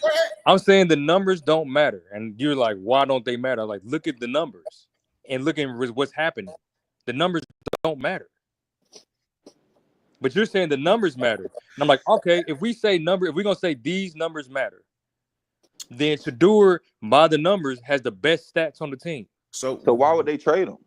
Hold on, listen. If that's the case, if Shedeur has that much better stats than Joe Flacco, Kenny Pickett, Dylan Gabriel, he has the best stats on the team. He should be the number one quarterback, right? No. What? Because he a 5th round pick, bro. You said the numbers though. He was competing for a position 3, bro. Then why bring up the stats? If we just comparing rookies, that's different. What? Because you brought up stats of because bro, they got technically 5 quarterbacks on the team, bro. KB, why you And- coming up here with these brain equations, brain Yeah, bro, bathing, and and he all trying to this fight other? for a Like, roster spot, bro. That's so that's that's the first thing he got to get out the way, bro. He got the to roster. claim a roster spot, bro. So But the numbers don't matter for Yeah, I don't know why you saying that, JB. I think it's Flacco, a terrible argument. but they matter, right? They matter because there's other quarterbacks that's competing for spots. Like Flacco's going to probably get the nod because he's a veteran. We know that, right? We know Joe Flacco's going to probably get the nod. We know that. So and then Put Shedeur with the little girls, boost his numbers, then says he. where else is it going I don't after that? understand what C Rockstar point is either. No, it's crazy. Now you said who? See Rockstar. See Rockstar says the numbers don't matter. It's apples to oranges. First team versus third team. Push your door in with the little girls, boost his numbers, and Hold then on, let's stay with his first point, Chubby. I'd like to address that. I okay. mean, but bro, if he running with the third team, he running with the fucking third team, bro. I mean, it is what it is. Like, you can't force the issue. Like, I can't say, Coach, I want first team reps, and they put me with the third team. I just got to ball with the third team so I can go to the second team, So and this I is got to ball. all right. All right. It's Yeah, no. I don't get what like. See, I don't understand. Like, what I don't understand is I mainly keep it football, bro, with my opinions. That's why I'm so consistent, bro. You feel me? Mhm. I'm not really, and it's not at nobody. I'm just saying as far as what I hear opposed to like the conversations I have. It's like when I talk to people, it's like they use a lot of. Like I heard like in football talking today about Shedeur and his shoulder shortness and that it was a plot against him. But I'm like, why even put that out there? Because it ain't like he can address it and say, nah, my shoulder wasn't sore and they sat me. You know what I mean? So I'm just like, why don't y'all just let it play out how it's been playing out and just give him credit for what he is doing? Because he only can control what he can control. You can speculate and say any fucking thing, but I'm like, we're not gonna give him credit for doing what he's doing on the third team. Then he do what he supposed to do on the second team and move up. Because I would surely believe if he was doing what Galen, what the fuck that nigga name is? I keep calling Galen. Dylan I'm Gabriel. fucking his name up. Yeah. Dylan Yeah, Gabriel. Dylan Gabriel. If he was doing what he was doing, I don't think he'd be moving up, or it wouldn't be looking like it's an upside to what's going on. So I'm like, I don't understand how niggas not acknowledging like the nigga Mhm. get minimum amount of reps. He running with the Mhm. third team. He throwing to less talented guys. Like he Right. could controlling what he can control. Now he in a position around the second team due to injury. This is shot, and he took advantage of it. He had a great fucking day his first time running with the tools. The nigga went 9 for fucking 9. How do he? What I don't understand is how the fuck do he make the team or get a roster spot? Like what do niggas want him to fucking do? That's what I said. That's what I said.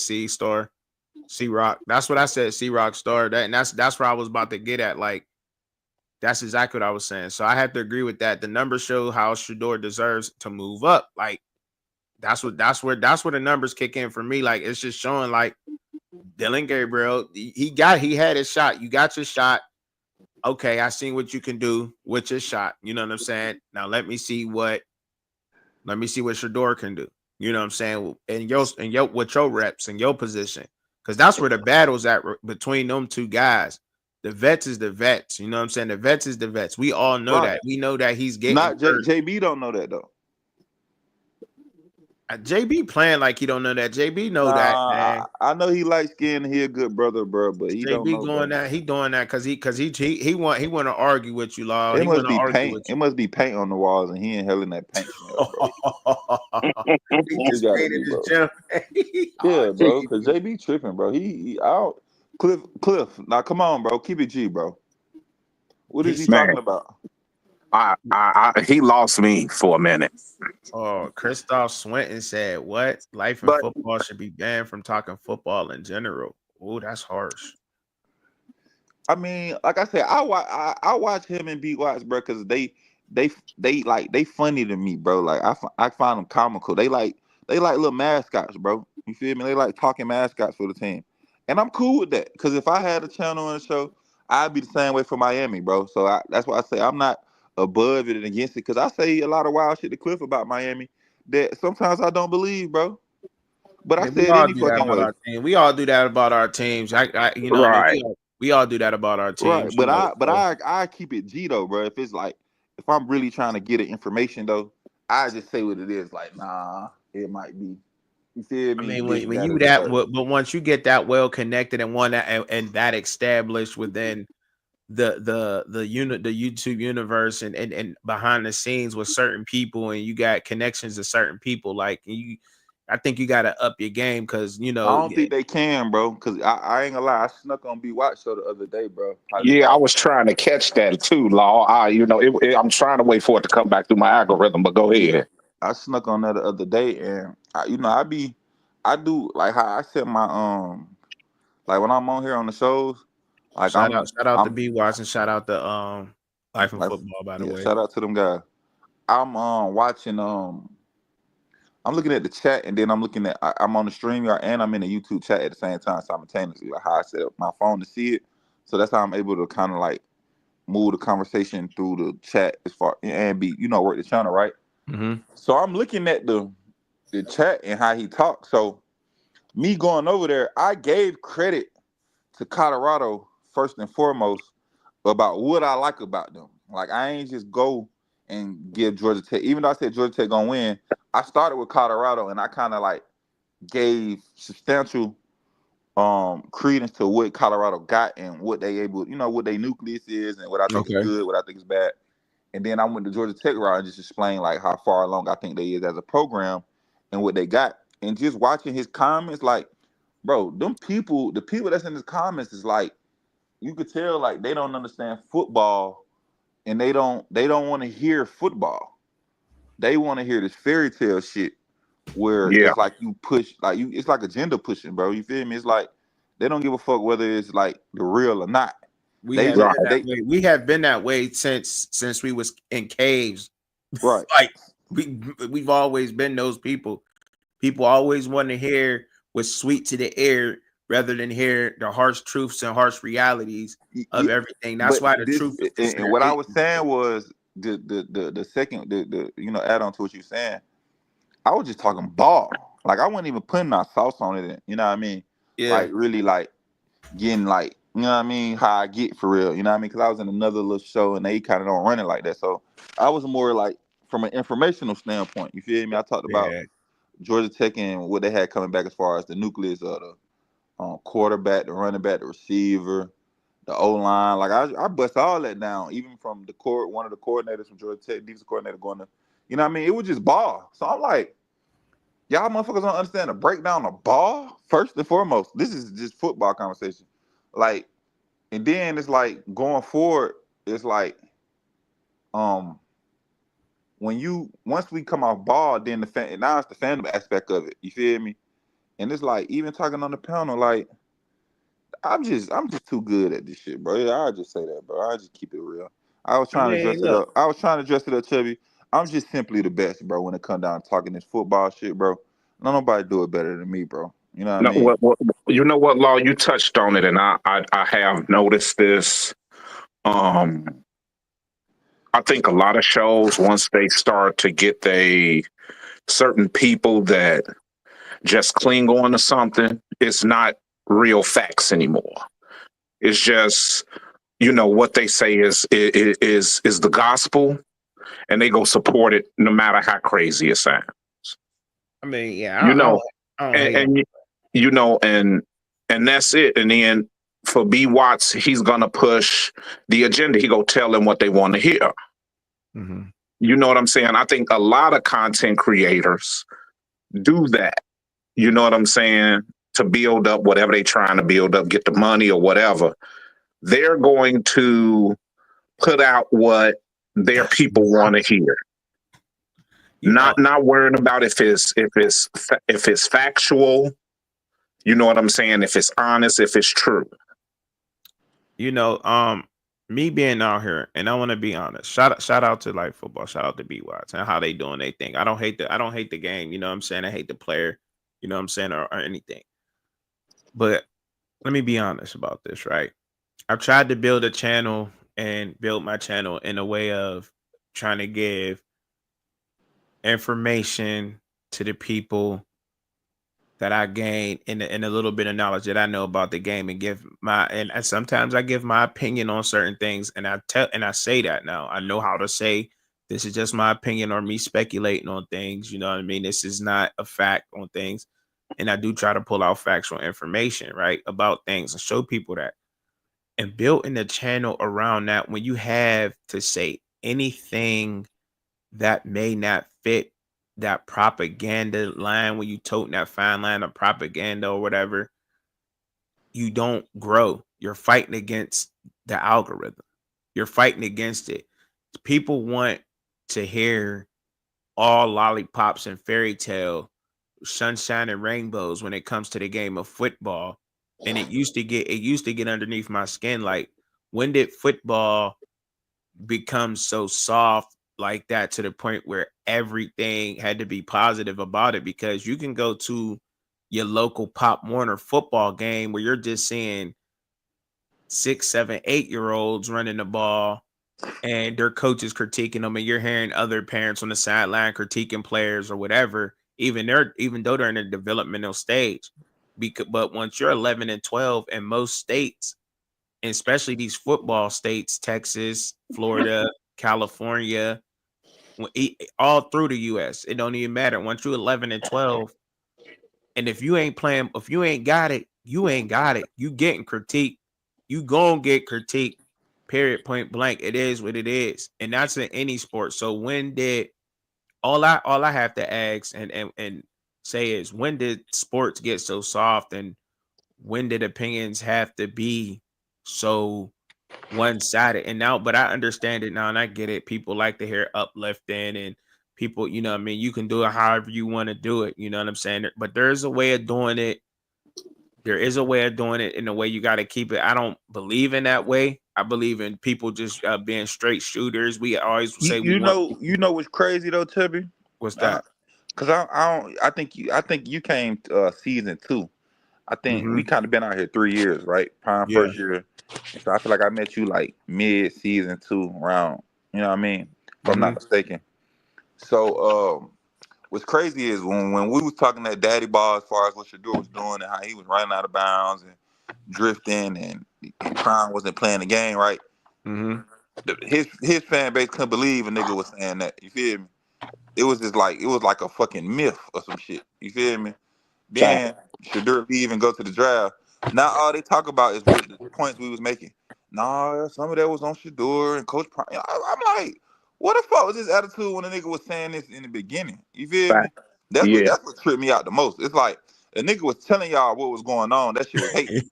But now, you know what I mean? Shedeur gone and man, bro, like I say, bro, the shit is just, like I say, it's beyond weird, bro. That's why we kind of call that shit a cult. It's like the worship, the worshiping of a nigga. Mm-hmm. It's like like I said, I'm not neither here nor against it. Like I said, I get fandom, but I Mm-hmm. cheer for a team, bro, not a coach. You I feel hear me? that.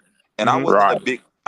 what brought me to the arena was Coach Prime as far as watching his team, but like I say, what made me a fan was his son, the quarterback, bro.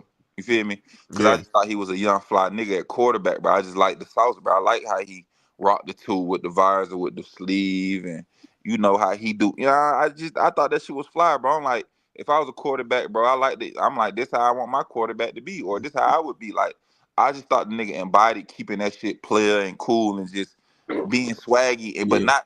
not looking like you know how like coaches' sons they be marks or like they act hoish. Like he ain't never showed give me that trait. Even Shiloh, I like how Shiloh rock too. Like I like how all of them rock for them. I don't know, they daddy kind of iffy, but for the most part, like I like how his sons kick their shit, Yeah. bro. I You feel feel you. me? I feel I you. feel like they some young players, bro. And two was my guy. I'm like, I'm fucking with how two putting his game down and doing his thing, and he, you know how I just fuck with his overall campaign, bro. You feel me Yeah, from the his start. aura, everything, Yeah, everything, I fuck with everything, everything. So I everything. always stood on. I fuck with two. You know I what I mean? got you. And then anything around it, I challenge. And even if two do some bullshit, I just say there was some bullshit too. But I still That's fuck with you 12 because I'm now. still Yeah, that's 12 now. But ain't it yeah. crazy? You I can't. call Ain't them it two hard though. for you to call him 12? Cause don't they be down there like, hey, yo, 12 coming? Yeah, that's why I say I still think they gonna cut that niggas and he gonna get that too, bro. That DeAndre Carter nigga. That's some hating ass shit anyway. Like nigga, come on DeAndre. Like nigga, You don't need number 2, nigga. Come on, bro. Let my young nigga eat, man. But it's all good. But Yeah, but I feel that. I feel you, bro. I feel you. so yeah, so me just cleaning up, finishing up what I was saying is just like I feel like I was keeping it G from the beginning, like you know what I mean, um, and I get it, bro. Prime a larger than life character, bro. So I'm willing to give like some tolerance and leniency to them being, him beating the camp, all the trials and tribulations that he come back through in the word and the type of man he is. I see that and I salute that. But when I speak about him for the most part, I'm not challenging the man, Chubby. You feel me? I'm not challenging the father or the Mm-hmm.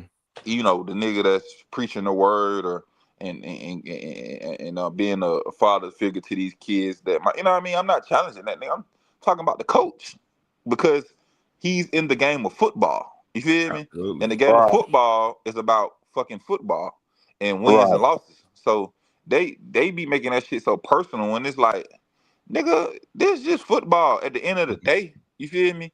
When these Mm-hmm. players leave and go to these other schools, y'all say fuck them. So let's not act like y'all just that invested in the motherfucking, you know what I mean? They be acting like they so But invested but in the motherfucking kid, but when nigga got down Khalil Benson they ass, fuck that nigga. Let his mother love him. You know what I mean? So I just be like, you know what I mean? I'm like, well, yeah, okay, that shit be fake to me, bro. I'm like, he was y'all yeah. guy. As soon as he don't, you know what I mean? Nah, and I told you the nigga was sorry from the beginning, but I would hate, I don't know, like I say, this shit here crazy, but I enjoy it, bro. You know what I mean? It is. It is wild. It is wild. And I had to learn. I had to learn a lot out here. I learned a ton. I learned a lot from y'all, but I learned a lot from y'all on the panel. Coach Hay, a lot of y'all. Shout out to everybody that's ever so loved me on this internet because I learned a whole lot about how keeping it real. And I'm glad the right ones and the real ones came around me. You know what I'm saying, and gave me constructive criticism, and I didn't take it the wrong way and just quit. And I kept on doing my thing and kept on doing my thing. You know what I'm saying? But I wanted to get to this comment by C Rock Star. He said, you know what I'm saying, the Browns suck. They aren't giving Shedeur a chance. The good thing is that he should start the preseason games. If he doesn't, then it all doesn't make sense. Like, I will say this, like, they giving him a chance, right? I mean, we have to keep in mind he's a fifth round pick. And I know we're fans of Shedeur, right? And we all are, believe that. I don't think nobody really wants to see him fail. That's on this panel, despite what JB saying. I don't really think that JB just wants somebody to just all out fail, right? What up? What up? What up? DC Carson Music. What up? And I think when we looking at this situation, like he's a fifth round pick. So the organ is looking at it from organizational football stance, right? You only invested a fifth round pick into the guy. So you like, all right, he's a fifth round pick. I gotta put him with the third string backups, fourth string guys, saying third string lineman, fourth string lineman, whatever, however that works, and he got to work his way up. So they are giving him a chance by doing the things that he's doing. And there is people, believe it or not, there's people that want to see him fail, but there is a whole slew of people out in Cleveland that want to see him make it. Like that's why these stats and stuff like that, seeing that is also helping him, rise a little bit up. But we got to keep that in mind that he had an uphill battle from the jump. And when you listen to the wrong people tell you that, or he's just going to automatically start, like that's never really happened. When you start somewhere on a depth chart, you have to work your way up. You know what I'm saying? Position battles, so forth and so on. Like he has that. And I mean, it's coming up soon. I think what was on the 9th, right? Their first preseason game is on the 9th, right? Or the 8th or something, right? It's It's coming up. Friday. Yeah, Friday Okay, so night. Friday, you know what I'm saying? Friday is Shedeur's first chance to go out there and show everybody what we all know he can do. You know what I'm saying? Complete his passes, manage the game. That's all he has to do in that Kevin Stefanski offense. It's so quarterback friendly. I mean, I even heard Law say that. I think I heard you say that, Law. Like, you know what I mean? Kevin Stefanski's offense, it's not complicated. It's not. It's very and what I mean by that is this game, all he has to do is manage the game. Like, that is not a bad thing. Like, I get it. I understand, like, it went all viral because Cam Newton said it, and it went way left because he said, he's not a game changer. I mean, some people all can change the game. You can still change the game by being a game manager, but I think I would have a game manager, 9 times out of 10, you're going to see a lot of those. You're not going to see a lot of game changer guys at the position at quarterback, because it's just rare to me. I mean, how many game changers are at quarterback right now? And that's a good question. How many game changing quarterbacks is out there right now, y'all? For the whole panel. Before I answer that, trucking, damn. I had a thought about what you said as far as Stefanski, is quarterback friendly. Yeah. I don't know if you all remembered this, but after the season was over, Mhm. and they were talking about a best fit for Shedeur, everyone was saying Stefanski. Yeah. From ESPN to this and this and that, even content creators. And then he gets in a system where everyone really wanted him to go, and now it's a problem. Regardless of how they handling his reps or whatever, it's still a little bit of a learning curve. And I think I told this the last time you had it. Yeah, it is a huge learning curve for Shedeur too. Just to pick off where he got, I don't know. So he might have got a phone call Right. or something. You back? No, I'm good. Yeah, you hear me? Yeah, we You can hear me, hear you now. trucking? Yeah. Oh, okay. Yeah, So, we got you. it's that's why I tell people, I try to tell people, I know they're not gonna listen, but let the man learn, man. He still got to learn. It's still a different level. It's not the same level. And I think a Nah. lot of people are not, like Law said, are not true football fans. And I'm not saying just because you played the sport, you really know. I mean, if you followed the sport all your life, you should know something. And you should know that each level gets harder. Each level is difficult. He's at the highest level that he can go right now. So yes, there's going to be some learning. I mean, like how many? And I'm not trying to be funny. The whole panel, because I need some help and chat. People out there watching, tuning in. I need help from everybody because I could type it in, but I want y'all to engage too, right? Make sure y'all hitting that like button too and subscribing. But so back to your question here. How many times have we actually seen Shedeur go under center and play or even play action plays? Like for real, like I want to really know that answer because I don't think it was a whole lot that we seen him use play action or even go under center to take a snap. Like anybody know the number to that? Like for real, have we seen it a lot? I mean, I'm just throwing it out there. I say I'm not going to combine the 2 seasons. I'm just going to go from this past season. I think it might have been 10 times, and that was in short yardage situations. Okay, because I was about to put it in like categories. Like what we say, it's like average, below average, or above average mark. Where do we think he's at when it comes to play action, using play action, or even being under center with the quarterback position? Which one would you pick? You'll pick below average. Okay, below average, right? So and he's in that type of system now, but he's still thriving in that system, and it's just going to take him time to get to the point where you want him to be at. You know what I'm saying? That's all. It's just going to take him time to be there. And y'all, and I've said this last week, and I'm going to say it again. He said this to us, y'all. Shedeur literally came out. You go back and you watch his press conference, the last press conference he had. He's came out and said this, like when they asked him the question about why aren't you getting 10 reps with the first team? He is like, that's not a question for me. That's a question for the the offensive coordinator. That's not something that I can answer. But what I could tell, but I know what I can do for this team. You know what I'm saying? But there's still things that I gotta learn. There's still things that I gotta catch on with. I still gotta study, and I'm getting to that point, and I'm even studying my defense. So when his time comes, we're going to see the difference because he's preparing himself for that time. When that time comes, he's going to be ready to seize that opportunity. You know what I'm saying? Like what I say before you get too in detail where you going. Like I say, I think the quarterback taking the ball under center, bro, is a basic fundamental, like taking a snap out of shotgun, bro, and getting into your drop, bro. You feel me? I feel like that's kind of like it's kind of like dribbling the ball when you first start playing basketball with your right hand, bro. That's something you gotta do. And as a kid coming up in this game, you start on the center, bro. You feel me?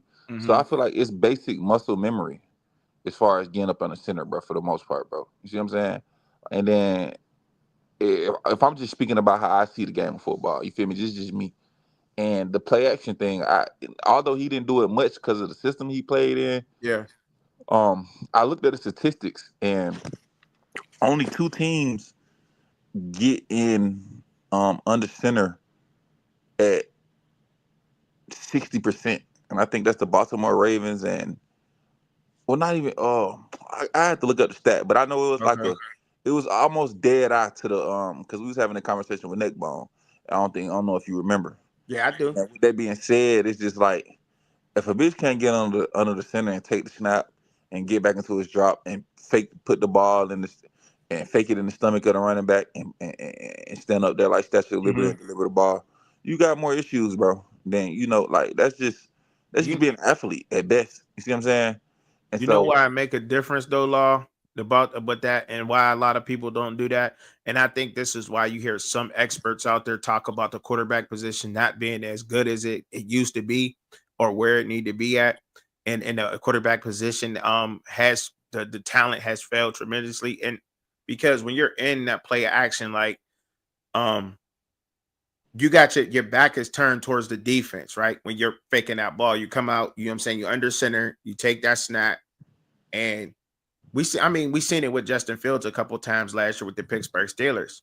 Fumbled a couple snaps, didn't, you know what I'm saying? He was off a little bit, his timing was off. When your back's towards the defense, you know, the right receivers are running their routes or faking their blocks or whatever, you're faking it to the running back.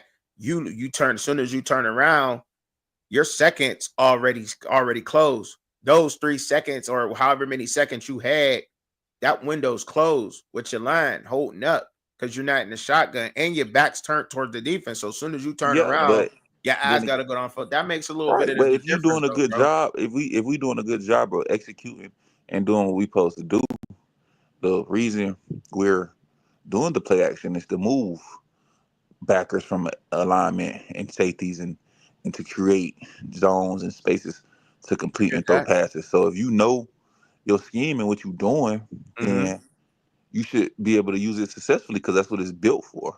You see what I'm saying? Yeah, I get what you're It's saying. just like saying a running back not able to if we run an outside if we're running a if he's a speed back Mm-hmm. but we running him inside the tackles, he got to be able to run inside the tackles too. We can't run him outside all the time. See what I'm That's saying? true.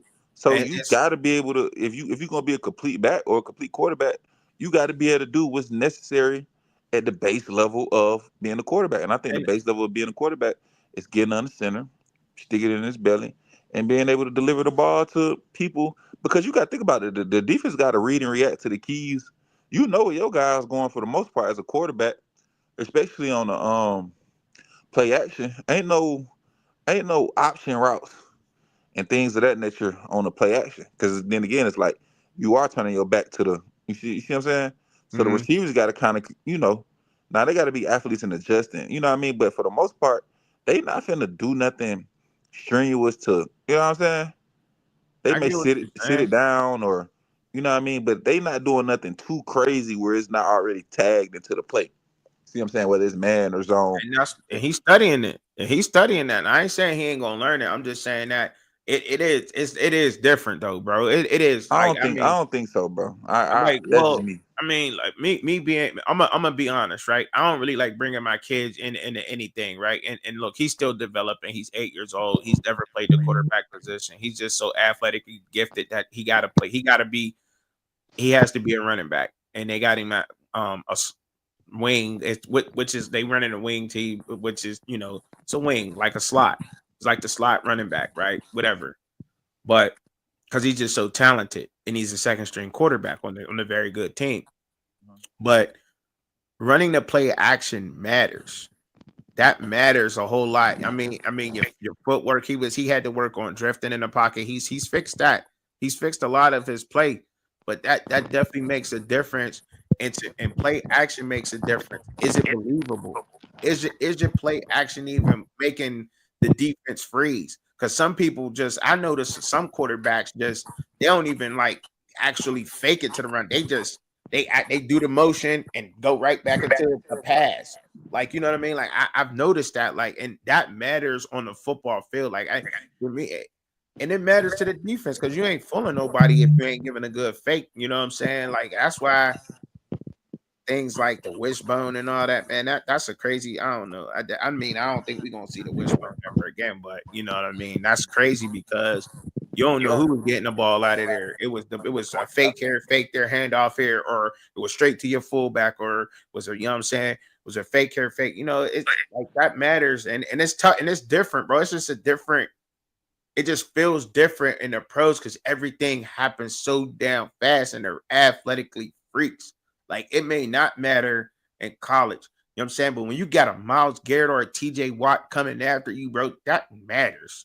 Or Henderson, Michael Parsons, that matters. They're coming. Dumb dudes is going to be there. You know what I'm saying? It may freeze them, you know.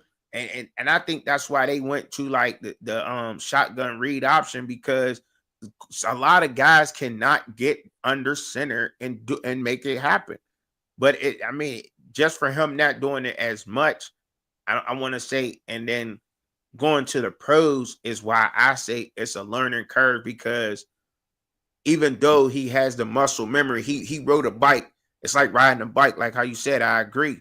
You know, you rode a bike before. You know, you always gonna know how to ride a bike. You did play action before. You always gonna know how to do play action. I get that, and it's just gonna take him time to adjust. Like, all right, this is where he gonna be at. Oh, he's always running this option route. But if I see that linebacker, you know, in the flats, he's gonna take it up into a streak, or you know what I'm saying, he's gonna run a deep post on that play, or whatever it might be. You know what I'm saying? Or if that linebacker is blitzing, he's hitting that quick drag, or you know what I'm saying. There's just it's a lot to process. Like the quarterback position. First of all, it's not easy. I have a very high respect level for the quarterback position in general because it's so hard to play, especially at the professional level, you know, for anybody. And that's why a lot of these guys don't process it. And I know he's going to be good at it because the way he ran and commanded his offense, once he gets Kevin Stefanski's offense down to a science and know where his guys is going to be and where they're supposed to be when what they're doing, and it's going to be a wrap. And that's why I know because he was one of the better anticipated throwers that came out this year. He throws with anticipation like no other, and his accuracy is like pinpoint, like literally. And I'll be like, damn, like how he's that accurate. Like I'm watching something. I mean, you seen it too. You seen him throw the ball. You be like, I can't believe he that accurate with the ball. That's crazy. But I don't know. It's just some things that you gotta work on, man. But I ain't gonna keep y'all long, man. You know what I'm saying? I appreciate you kicking it with me though, Law. You always a real one sticking through. You said, oh, DC Carson Music. You said almost all of the rookie quarterbacks drafted this year are having growing pains. Some of Shedeur's fans need to get some realistic expectation management. I agree, man. Couldn't have said it no better, bro. Yeah, I agree. Carson Music. Like, I definitely agree. Like, you know what I'm saying? I'm gonna start using that. What realistic expectation management? Yep. I'm gonna use that to combat that shit JB be talking about inverse and whatever the fuck the other word he said. I don't even know. What was it? Constipation? No, I wasn't. Yeah, Confucius or some shit. You can see it. Like, yeah, but you know, yeah, I agree. Some people do because I don't know. You put all these unfair. I feel like you start putting unfair expectations on people. Like that's crazy to me. It's not even that it's unfair. It just don't make sense. Like JB talking about, like he would be the number one quarterback if the president. Like, come on, bro. You know that shit don't work like that. It just don't work like that. Nah, and the fact that you using that in your argument is beyond me. Especially because I could be hard on niggas like JB because I know he know better. You feel me? Now, if I was dealing with somebody, like if old school made a point like that, I'd just let it ride. Like, okay, school, I feel you. You know what I mean? Because old school gonna say some shit, and he gonna say he don't know too. So I can't even really blame old school. It's just certain shit where it's like I'm not against it. It's not even that I'm with it or against it, bro. I'm just saying if I call it down the middle, Just let me call it down the middle. That's what it is. Right. But you know, it is what it is. But like I said, Chevy, I appreciate you, bro. I appreciate you too, fam. I always appreciate you coming up and kicking it with me, keeping it 100. You always do every week. Y'all know I'm here every Saturday. Y'all know I'm coming up every Saturday. You know, I'll be here. I'm gonna try to get some things going on during the season. Also, maybe do a couple of live games with the Steelers. For sure. Some other things like that. But yeah, I'm gonna definitely be here Saturdays. You know what I'm saying? I don't know. I'm trying to keep it between 6 and 8. Just be on the lookout and make sure y'all hit the notification bell so y'all do get the so y'all do know. Make sure you hit your notification bell right now before y'all get on up out of here so y'all do know when I am live. Because I don't want to hear no excuses. I'm expecting to see y'all faces. And I want some other people on the panel also, man. You know what I mean? Like, we don't hold nobody. We not up here to argue, to discredit you. We just want to have a conversation about how you feel. You know, these are all opinions. You know what I'm saying? These are all our opinions on how we feel. This is what the fans' point of view is about. This is why I started the fans' point of view.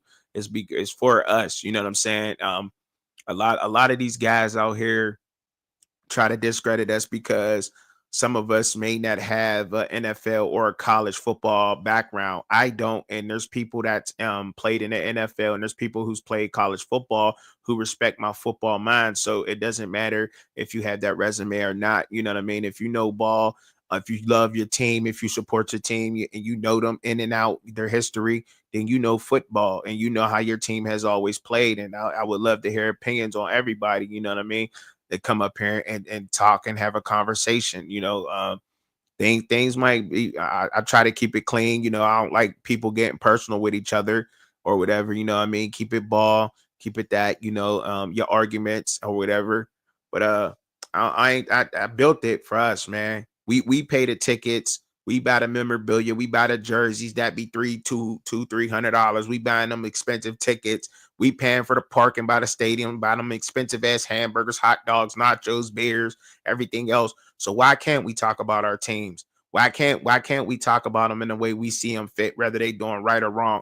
Why can't we keep it a buck?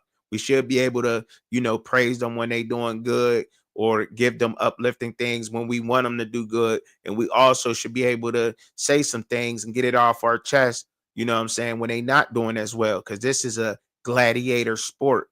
This ain't no pom-poms and flips. This is football. And you know, this is why the fans' point of view is here. So, you know, y'all ever want to come up, come up. I encourage it. You dig? I ain't here to try to nut tear none of y'all down, man. Shout out to everybody out there that tuned in today, man. I appreciate y'all, man. I really do. I'm gonna get to that question and then I'm gonna get on up out of here. I'm gonna get to that question by my man's Carson Music.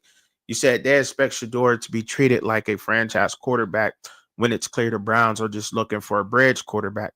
Um, I think that's a harsh reality. I think that's a harsh reality for some people to see. And like I said last show, and I see some of them people have popped back up in here. The views, I don't know what's going on, but seen them up there a lot today. Got 114 right now, 117. Um, and I've said that the Browns may not be Shedeur's. That may not be his last stop. That may not be his last stop. You know, 'cause yeah, he took a visit to Pittsburgh. He took a visit to a couple places. It may be there. You know what I mean? Things may not be it for wherever place for whatever God got in store for him. He the only one that know where he's really going to end up at. I mean, to keep it real, and I'm just being real. I'm not trying to be funny here or nothing. I'm just keeping it real. There's only one man that know for the plans for Shiloh Sanders, and that's him. We don't know. We can speculate. We could talk about it. We probably could come up with some very good assumptions, you know, or hypothesis, or however you want to put that in places. But it may not be it for him, man. You know, it may his future may be somewhere else. He's and shine bright somewhere else than Cleveland. You know, at this point, me personally, I would like to see that, but I also would like to see him shining in Cleveland because I do like him, and and I'm a Steelers fan, so you know I just know we ain't gonna be cool when he playing against my team, and I told Shedeur that I don't X. I told Shedeur that I said look. I want you to get jacked. I said, but look, when you playing us, I said, don't be expecting me to root for you. Don't no. Don't even expect that. You know, I'm gonna be wanting TJ to lay your ass out. You know what I'm saying? But that's only right. And he'll say that. You know what I mean? But look, man, it's fans' point of view, man. Truck and Chubby, man. I'm all. But before I get on up out of here, I always say it, man. Pray for me. Pray for y'all. Pray for each other, y'all. Peace. You heard?